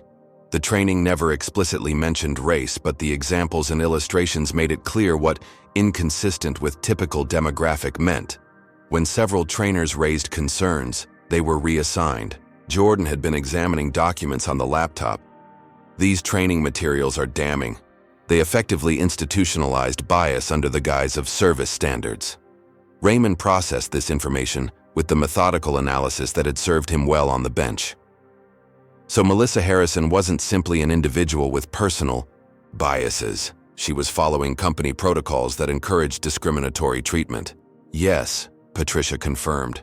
And the airline knew these protocols resulted in discriminatory outcomes. We tracked customer satisfaction surveys, which showed significantly lower scores from passengers of color in premium cabins. When HR presented these disparities to leadership, We were told to focus on overall satisfaction metrics instead. The documentation Patricia provided transformed the legal landscape of the case. This wasn't merely about one employee's actions, or even one company's failure to discipline properly. It revealed systematic training and policies that created discriminatory outcomes by design. "Why are you coming forward now?" Raymond asked, his tone gentle but direct. Patricia's expression reflected both determination and regret. "I've documented these issues for years, hoping for internal change. When I saw how the company handled your situation, immediately firing Melissa while denying any systemic issues, I realized they were making her the scapegoat to avoid addressing the real problem. It was the final straw." As Jordan's team continued reviewing the documents, Raymond stepped aside with Clara to discuss the implications. "This completely shifts our approach," he said quietly. "Harrison was following company protocols rather than acting as a rogue employee," Clara nodded thoughtfully, "which means the company's attempt to frame this as one bad actor fails completely. The real issue is the system that trained and rewarded her behavior." Over the next several hours, Patricia walked them through additional documentation. Internal communications showing executives were aware of discrimination complaints, but categorized them as customer misunderstandings, training materials with thinly veiled demographic profiling guidance, and performance reviews praising Melissa Harrison for maintaining the exclusive atmosphere of the premium cabin experience. The evidence painted a disturbing picture of corporate culture where discriminatory treatment was not merely tolerated, but effectively encouraged through training, promotion decisions, and performance metrics. As the meeting concluded, Raymond thanked Patricia for her courage. "You've taken a significant personal risk to provide this information." "It was the right thing to do," she replied simply. "I couldn't be part of this system anymore while claiming to value diversity and inclusion." After Patricia departed, Jordan's legal team remained to discuss strategy. "This evidence transforms our case," Jordan observed. "We're no longer alleging that Highland failed to prevent discrimination. We're showing they actively fostered it through policies and training." "What about Melissa Harrison?" Clara asked. "This suggests she was essentially following what she'd been trained to do." This raised a complex ethical question that Raymond had been contemplating. While the evidence shifted primary responsibility to Highland's corporate policies, it didn't absolve Harrison of her personal actions or her subsequent media campaign of misrepresentation. The focus should remain on systemic change, Raymond decided. Harrison made her choices, including fabricating claims about threats I never made. But she was also operating within a system that encouraged and rewarded the behavior that led to this incident. That evening, news broke that shifted the dynamic once again. Melissa Harrison had unexpectedly requested a private meeting with Raymond through intermediaries, away from her legal team and media supporters. "It could be a trap," Jordan warned when Raymond informed him. "Her team could be looking for something to use against you, or she might be recognizing her role in a larger system," Raymond countered. "Either way, I think it's worth hearing what she has to say." The meeting was arranged at a neutral location, a private room in the Chicago Public Library, with Jordan present but remaining silent unless legal issues arose. When Melissa arrived, she appeared strikingly different from her polished media appearances. Without the makeup and careful styling of her television interviews, she looked tired and anxious. "Thank you for agreeing to meet, Judge Chambers," she began, her voice lacking the defensive tone that had characterized her public statements. "I realize you have no reason to trust my intentions." Raymond nodded, maintaining a neutral expression. That had served him well during tense courtroom moments. "What did you want to discuss, Ms. Harrison?" Melissa seemed to struggle with where to begin. "I've been thinking about what happened on that flight, about what I said and did, about how I've been talking about it since." She paused, gathering herself. "I need to tell you something important. I was following my training." The statement hung in the air between them. Raymond remained silent, allowing her to continue. "When I approached you, I was doing exactly what we were taught in our premium cabin standards training. We were shown how to identify passengers who might not belong in first class, and how to verify their right to be there. Jordan exchanged a glance with Raymond. This aligned perfectly with Patricia's whistleblower evidence. Did you recognize that this training encouraged you to treat passengers differently based on race? Raymond asked carefully. Melissa shifted uncomfortably. It was never explicitly stated that way. They used terms like maintaining the premium experience and ensuring appropriate clientele. But the examples they showed us, yes, it became clear what they meant. Her voice faltered. I'm not saying I bear no responsibility. I chose my words badly. I made assumptions I shouldn't have. But I was also doing what I'd been trained and rewarded for doing countless times before. Raymond considered her words thoughtfully.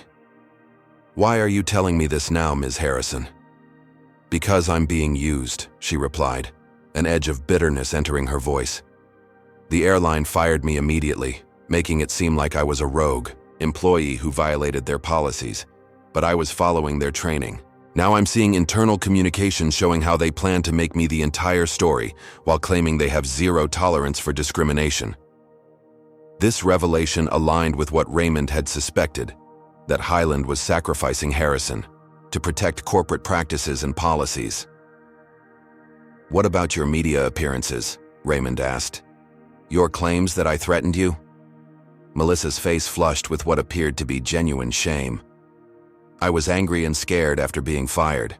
The Liberty Legal Foundation approached me immediately with their support, and I let myself believe a version of events that protected my self-image. I'm not proud of that. The conversation continued for nearly an hour, with Melissa providing specific details about Highland's training practices that corroborated Patricia's documentation. She explained how flight attendants received performance bonuses partly based on maintaining an exclusive atmosphere in premium cabins, creating financial incentives for behavior like hers. As the meeting concluded, Melissa asked the question that clearly weighed on her. Would your lawsuit be willing to include wrongful termination for me? I know I made mistakes, but the company is using me as a scapegoat for policies they created and encouraged. This put Raymond in a difficult position. While the evidence supported Melissa's claim that she was following corporate training, her subsequent false allegations against him couldn't be ignored. I'll need to discuss this with my legal team, Raymond replied diplomatically. What's most important to me is creating systemic change that prevents these incidents in the future. After Melissa departed, Jordan turned to Raymond with a raised eyebrow. That was unexpected. Not entirely, Raymond replied thoughtfully. Systems of discrimination often create complex victims and perpetrators. Harrison enacted discriminatory treatment, but was also trained and incentivized to do so by corporate policies. Do you believe her apparent change of heart?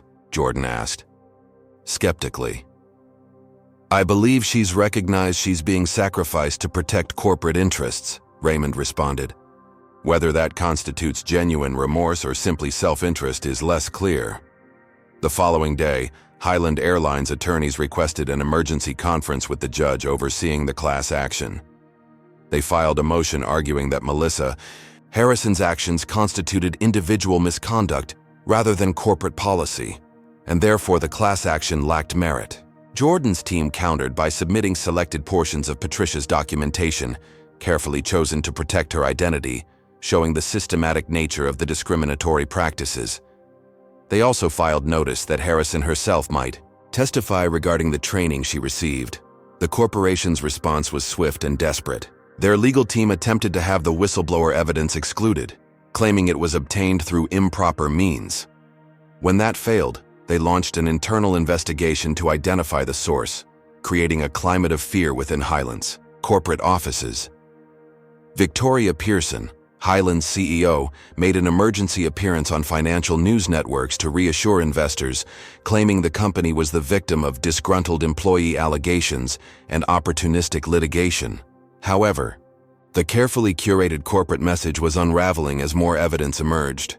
The judge overseeing the case, Catherine Rivera, reviewed the evidence and issued a pivotal ruling. The documentation provided suggests corporate practices and policies that potentially encourage discriminatory treatment rather than isolated employee misconduct. Therefore, the class action may proceed to discovery phase. This ruling represented a critical victory. Highland would now be required to produce internal documents related to their training programs, complaint history, and executive communications regarding discrimination issues. The corporation could no longer contain the story through strategic settlement or damage control. That evening, as Raymond briefed Clara on these developments, they watched Victoria Pearson make another media appearance, this time with a subtly shifted message. While Highland Airlines maintains that Ms. Harrison's actions do not reflect our values, we are committed to reviewing all our training programs to ensure they align with our commitment to inclusivity. The careful recalibration of corporate messaging indicated Highland was preparing for the possibility that more damaging evidence would emerge during discovery. They were laying groundwork to claim they had already initiated reforms before being forced to do so. "They're starting to realize they can't contain this," Clara observed. Raymond nodded. "The question is whether they'll genuinely address the underlying issues or simply create the appearance of reform while maintaining the same practices under different names." The next morning brought another significant development. James Rutledge, the attorney who had been representing Melissa Harrison in her media appearances and countersuit, announced he was withdrawing from her case due to irreconcilable differences regarding case strategy. Hours later, Highland Airlines filed an emergency motion for settlement conference, indicating for the first time a willingness to discuss not just financial compensation, but also specific policy reforms. "They're panicking," Jordan noted when he called Raymond with the news. "Something in the documents they know we'll discover during the class action has them terrified." The case had reached a critical inflection point. Highland clearly wanted to settle before further damaging evidence became public. The question now was whether settlement terms could create meaningful, verifiable change rather than merely cosmetic reforms designed for public relations purposes.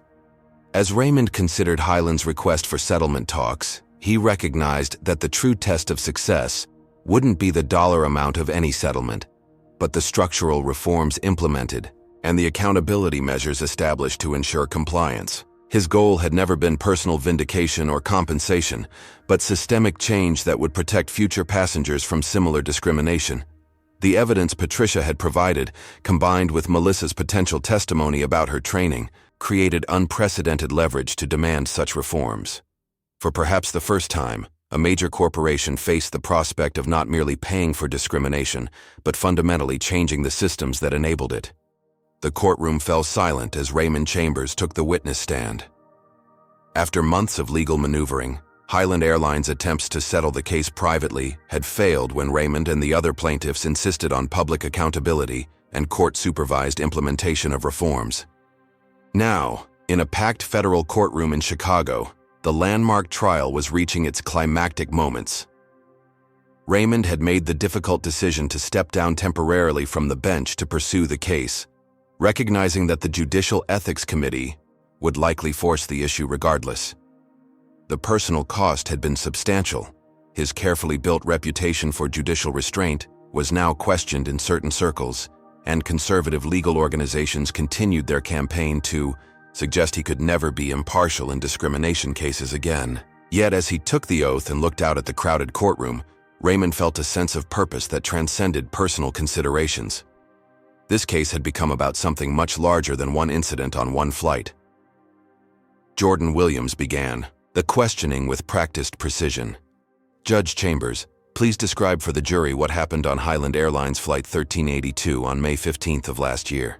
Raymond recounted the incident with judicial clarity. Melissa Harrison's immediate suspicion, her escalating hostility, the "people like you" comment, the fabricated claim about threats, and the security officer's arrival. Throughout his testimony, he maintained the measured tone that had served him well during 2 decades on the federal bench. "How did this incident affect you?" Jordan asked. Raymond paused, considering the question carefully. "Beyond the immediate humiliation, it reinforced something I've experienced throughout my career, that my professional accomplishments and societal contributions don't shield me from assumptions based solely on my race. That regardless of the robes I wear or the position I hold, I can be instantly reduced to a stereotype in certain contexts."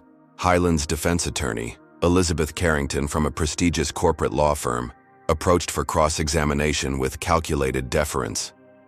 "Judge Chambers, you've had a distinguished career on the federal bench," she began. "During that time, you've undoubtedly faced criticism and challenges to your rulings. Why did you choose to pursue such a public case regarding this particular incident?" The question was cleverly framed to suggest Raymond had overreacted to a routine service issue, potentially out of desire for publicity or financial gain. "I pursued this case because the evidence revealed it wasn't an isolated incident, but rather a reflection of systematic practices," Raymond replied evenly. "As the evidence has shown, Highland Airlines had policies and training that effectively encouraged discriminatory treatment. My position gives me the platform and resources to challenge such systems, resources many other victims of discrimination lack." Carrington shifted tactics. "You contacted the airline's executive offices directly from the plane, using your position as a federal judge. Isn't that using your status to receive preferential treatment?" Raymond met her gaze steadily. "I used available resources to address discrimination as it was occurring. The relevant question isn't whether I used my position, but why such intervention should be necessary for any passenger to receive equal treatment." The cross-examination continued for hours, with Carrington attempting to portray Raymond as publicity-seeking and overly sensitive. He maintained judicial composure throughout, answering each question with the same measured consideration he'd apply to complex legal arguments in his courtroom. When Carrington finished, Jordan conducted a brief redirect examination. "Judge Chambers, if you weren't a federal judge with connections to airline executives, what do you believe would have happened on that flight?" "Based on the pattern we've documented with other passengers, I would likely have been removed from the flight despite having valid documentation, missed my daughter's graduation, and received a form letter apology at best." As Raymond stepped down from the witness stand, the next witness was called. Patricia Winters, the Highland HR whistleblower who had provided the crucial internal documentation. Despite significant personal risk, she had agreed to testify publicly after Highland's internal investigation had identified and terminated her employment. Patricia's testimony was devastating to Highland's defense. She methodically outlined the company's history of discriminatory practices, the training that encouraged profiling of passengers who didn't fit the typical premium cabin demographic, the promotion of employees like Melissa Harrison despite multiple discrimination complaints, and most damning, executive communications acknowledging the discriminatory impact of policies while refusing to change them for fear of alienating core premium customers. During cross-examination, Highland's attorneys attempted to portray Patricia as a disgruntled former employee seeking revenge. She deflected these attacks with quiet dignity. "I kept documentation for years, hoping the company would reform internally. This lawsuit became necessary only when it was clear that would never happen voluntarily." The most dramatic testimony came next day when Melissa Harrison herself took the stand. After her attorney had withdrawn, she had made the surprising decision to testify for the plaintiffs, acknowledging her role in the incident while placing it in the context of Highland's training and corporate culture. "We were trained to maintain what they called premium cabin standards," as she explained, visibly uncomfortable but determined. The examples and role-playing scenarios made it clear certain passengers should receive extra verification based on whether they looked like they belonged in first class. Highland's attorneys objected strenuously to this characterization, but Patricia's documentation had already established its accuracy.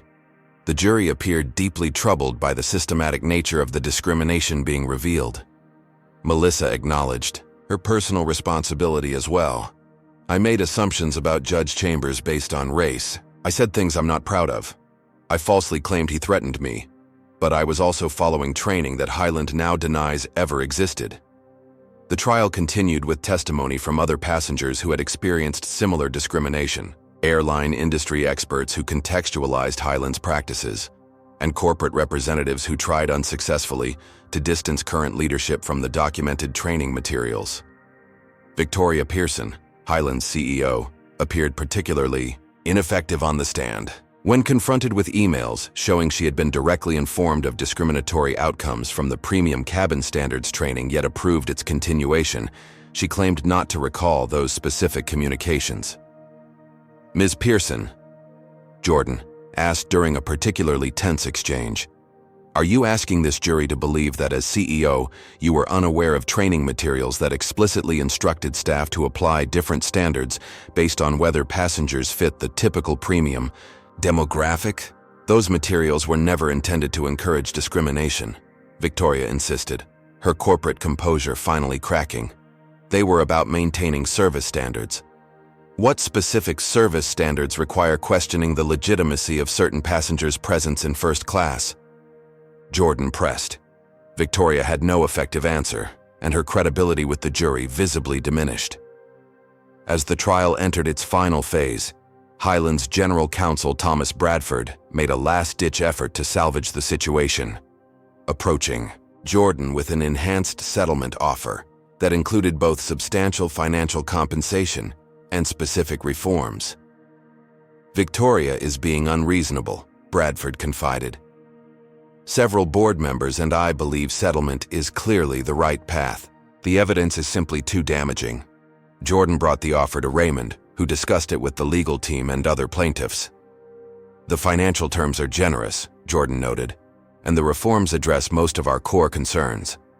Raymond considered the proposal thoughtfully. What about the accountability provisions? Who ensures these reforms are actually implemented rather than existing only on paper?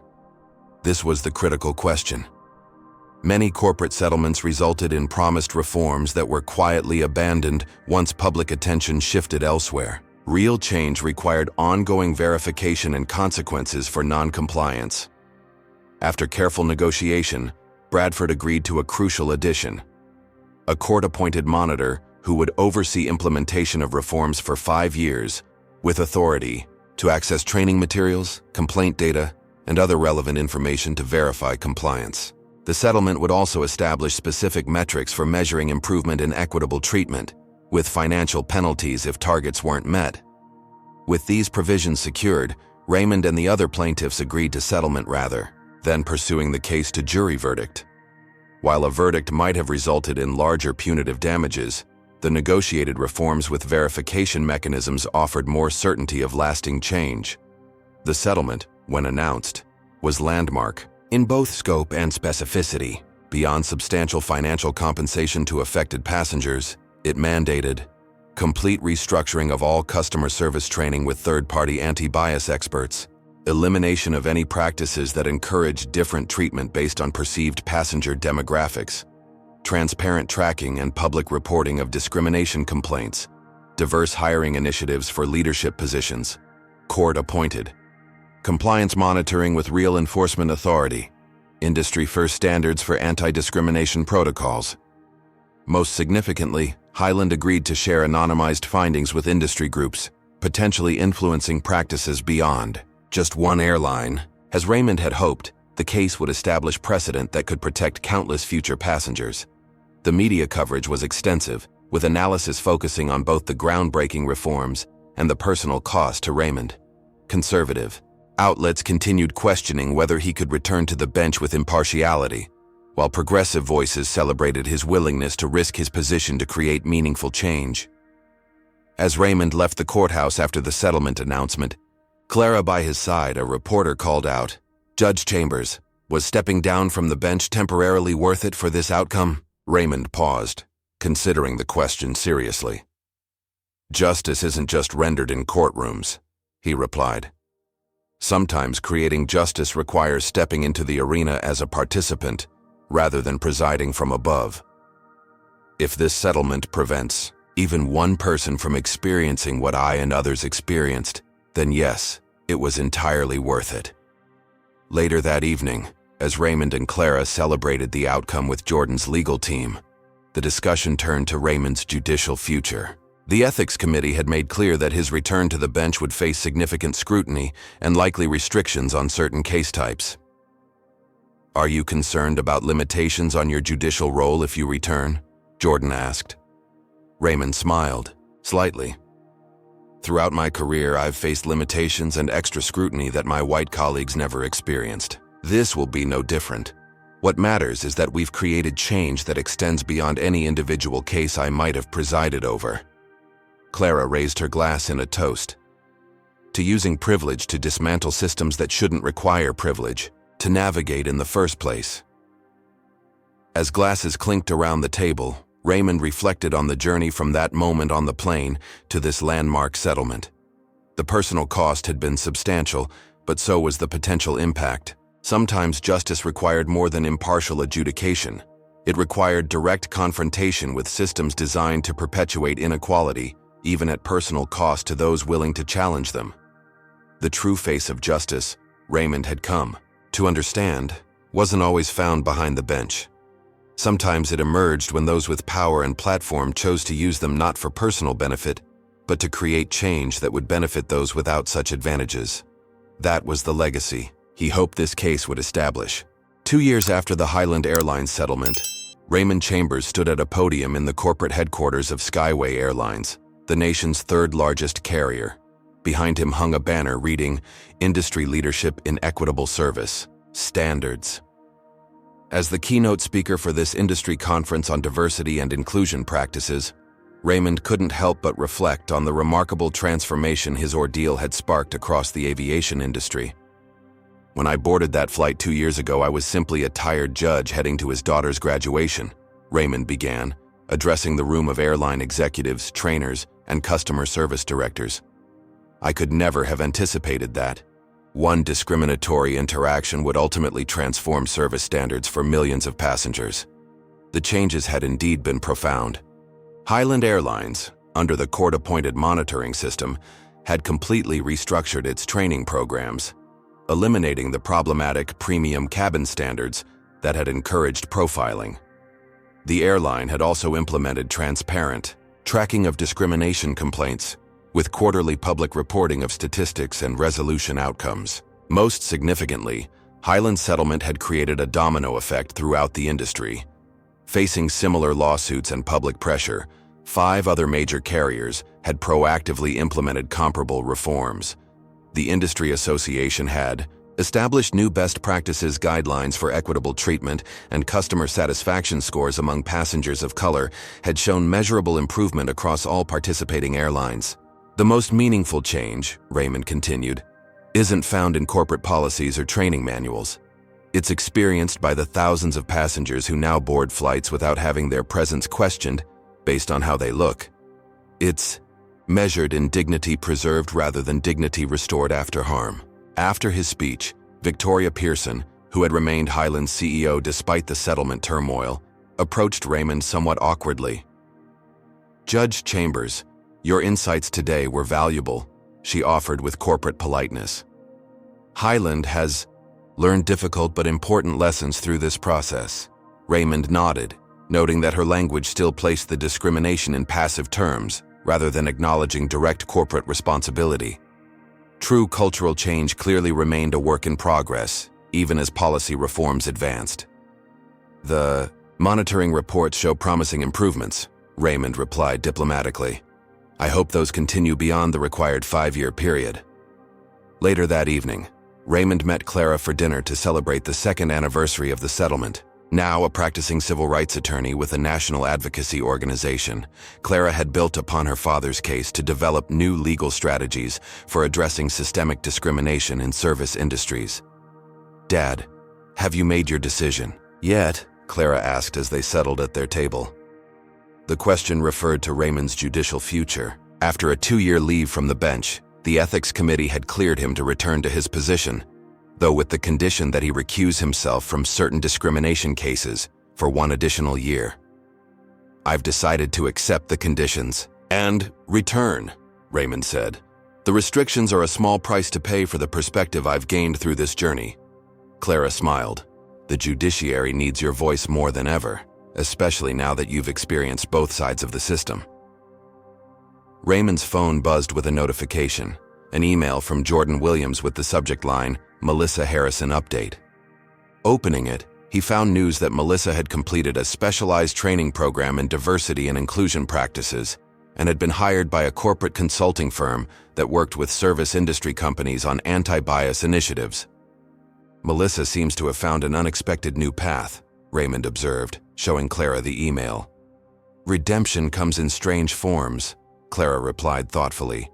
She's using her experience to prevent others from making the same mistakes. There's some justice in that. Indeed, Melissa's journey had been one of the more surprising outcomes of the case. After testifying about Highland's discriminatory training practices, she had publicly apologized for her actions and for her subsequent misrepresentations in the media. While some viewed her transformation skeptically as self-interested rehabilitation, she had consistently acknowledged her personal responsibility while also contextualizing it within Highland's corporate culture. Raymond's own Foundation for Equitable Access, established with a portion of his settlement funds, had grown into a significant resource for victims of discrimination who lacked the platform or resources to seek redress. The foundation provided both legal support and advocacy training, helping transform individual experiences of discrimination into catalysts for systemic change.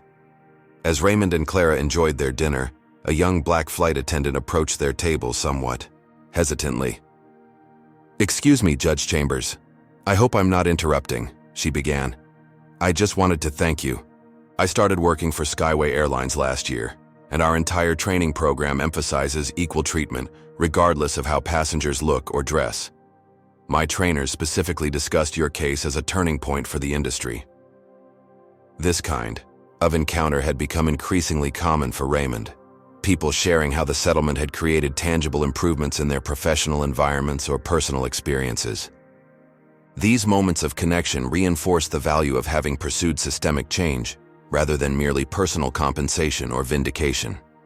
The following week brought Raymond back to the federal courthouse, where he had presided for 20 years, before his leave of absence. Walking through the judge's entrance, a small but meaningful privilege he had been denied on his first day on the bench decades earlier, he felt both the weight of returning and the unique perspective his journey had provided. Chief Judge William Harrington greeted him warmly, if somewhat cautiously. The Highland Airlines case had created tensions within the judiciary, with some colleagues viewing Raymond's public advocacy as incompatible with judicial neutrality, while others privately supported his courage in confronting discrimination. "Welcome back, Raymond," Harrington said, shaking his hand. "Your chambers are ready whenever you are." "Thank you, William. It feels good to return, though with a somewhat different perspective than when I left." "I imagine so," Harrington replied, a hint of uncertainty in his tone. "The Ethics Committee's restrictions aside, how do you see your role on the bench after everything that's happened?" It was the question Raymond had contemplated most deeply during his absence. How would his experience as a discrimination plaintiff affect his judicial perspective? Would it compromise his impartiality, as critics suggested, or enhance his understanding of justice's practical application? "I believe I return with a deeper appreciation for how legal principles intersect with lived reality," Raymond answered carefully. "Nothing in my experience contradicts judicial ethics. It simply illuminates the human impact of the principles we uphold." As he settled back into chambers, Raymond found himself reviewing cases with both the legal rigor he'd always employed and a heightened awareness of how judicial decisions affected real people navigating imperfect systems. Far from compromising his impartiality, his experience had deepened his commitment to ensuring the law served its highest purpose of delivering justice equally to all who sought it. 6 months after Raymond's return to the bench, Highland Airlines experienced another significant moment of reckoning. Robert Keller, the former senior VP of operations who had promoted Melissa Harrison despite multiple discrimination complaints, published a remarkable public apology in a major newspaper. "As an executive who prioritized certain metrics over human dignity, I bear responsibility for creating a culture where discrimination was tacitly rewarded," Keller wrote. "Judge Chambers' courage in challenging our systems forced me to confront uncomfortable truths about leadership choices I'd previously justified as maintaining standards." This acknowledgement from a former executive represented something rare in corporate America: genuine accountability rather than carefully crafted PR messaging. It suggested that beyond the policy reforms, some actual cultural transformation was occurring within Highland and perhaps the industry more broadly. 1 year after his return to the bench, Raymond found himself at Clara's apartment, celebrating her newest achievement, leading a successful class action against a hotel chain with discriminatory security protocols similar to Highland's premium cabin standards. The case had directly built upon the precedent established by Raymond's settlement. "Your case created the roadmap," Clara explained excitedly. "Once we established the pattern of discriminatory outcomes from supposedly neutral policies, they couldn't hide behind claims of isolated incidents." Raymond smiled with paternal pride, recognizing that Clara was extending the work in ways he couldn't have as a judge. "You've taken the foundation and built something even stronger." "I had a pretty good teacher," she replied. "You showed me that sometimes justice requires stepping outside comfortable roles to challenge systems directly." Later that evening, as Raymond prepared to leave, Clara showed him something she'd kept from 2 years earlier, the boarding pass from his fateful Highland Airlines flight. Such a small, ordinary document that had launched such extraordinary change.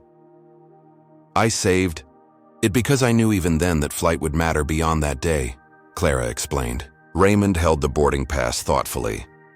One moment of discrimination connected to systems of discrimination. One response connected to systems of accountability and reform. As Raymond drove home that night, he reflected on the journey. From that moment of humiliation on the plane to the industry-wide reforms now in place. The personal cost had been substantial. Professional criticism, temporary removal from the bench, public scrutiny of his every word and action. Yet the outcome had created protections for countless passengers who would never know his name, but would benefit from the systems he helped change. 3 years to the day after the Highland incident, Raymond boarded another flight, this time on Highland Airlines itself. The experience could not have been more different. The diverse flight crew greeted him with the same professional courtesy extended to all passengers. His seating in first class generated no questioning looks or demands for extra verification. The captain even made a brief announcement about the airline's commitment to equitable service for all passengers. As the plane taxied for takeoff, Raymond noticed a plaque near the galley. "Highland Airlines is committed to treating all passengers with equal dignity and respect, without assumptions or bias based on appearance or background."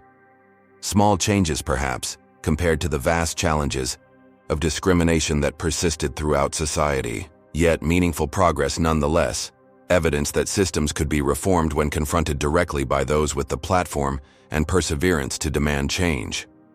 Raymond settled into his seat, opening a book as the plane accelerated down the runway. The true measure of the case's impact wasn't in plaques or policies, but in the ordinary dignity of a black man boarding a flight without having his presence questioned. A simple right that should never have required a federal judge's intervention to secure, but now stood more protected for everyone because of his willingness to fight when that dignity was denied. The Highland Airlines case would likely remain in legal textbooks for decades as a landmark in corporate accountability for discriminatory practices. But for Raymond, its most meaningful legacy was invisible: the countless incidents of discrimination that would never occur because systems had been changed.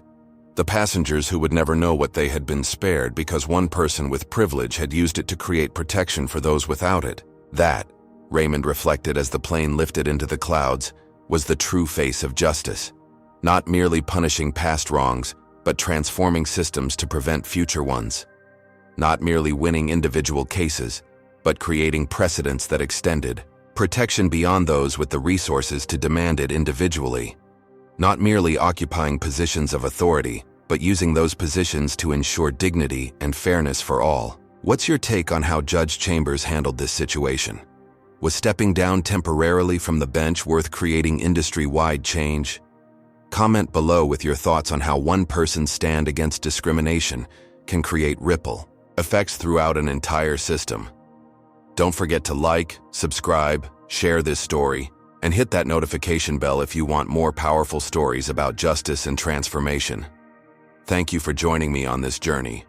And remember, sometimes the most important changes start with one person refusing to accept injustice. Judge Raymond Chambers' experience reveals profound truths about discrimination in modern America. Despite his prestigious position, Raymond faced the same racial profiling that countless Black Americans encounter daily. His story demonstrates that professional achievements provide no immunity from bias, A federal judge in a tailored suit was still seen as not belonging in first class.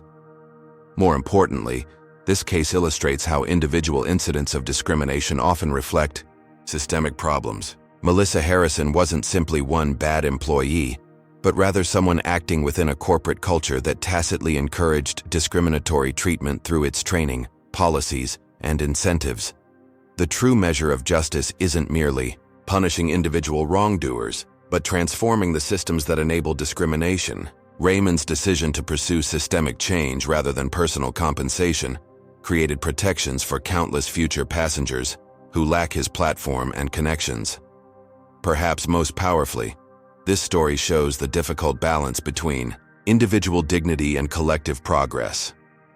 The daily calculations Black Americans make about when to challenge discrimination and when to preserve energy for bigger battles reflect the exhausting reality of navigating spaces still defined by racial assumptions. True justice requires not just changing laws and policies, but transforming cultures and mindsets that perpetuate discrimination in seemingly mundane interactions. What would you have done in Judge Chambers' position? Would you have accepted the airline settlement offer or fought for industry-wide change knowing it might impact your career? Comment below with your thoughts about how far we should go to challenge racism when we encounter it. If this story moved you, please like this video and subscribe to our channel for more powerful stories about justice and resilience. Share this with someone who needs to understand how discrimination operates in supposedly post-racial America. Remember that creating lasting change often requires sacrifice from those with the platform to make a difference. Thank you for joining me for this powerful story. May it inspire us all to recognize and challenge discrimination wherever we encounter it, whether as direct targets or as witnesses with the power to speak up.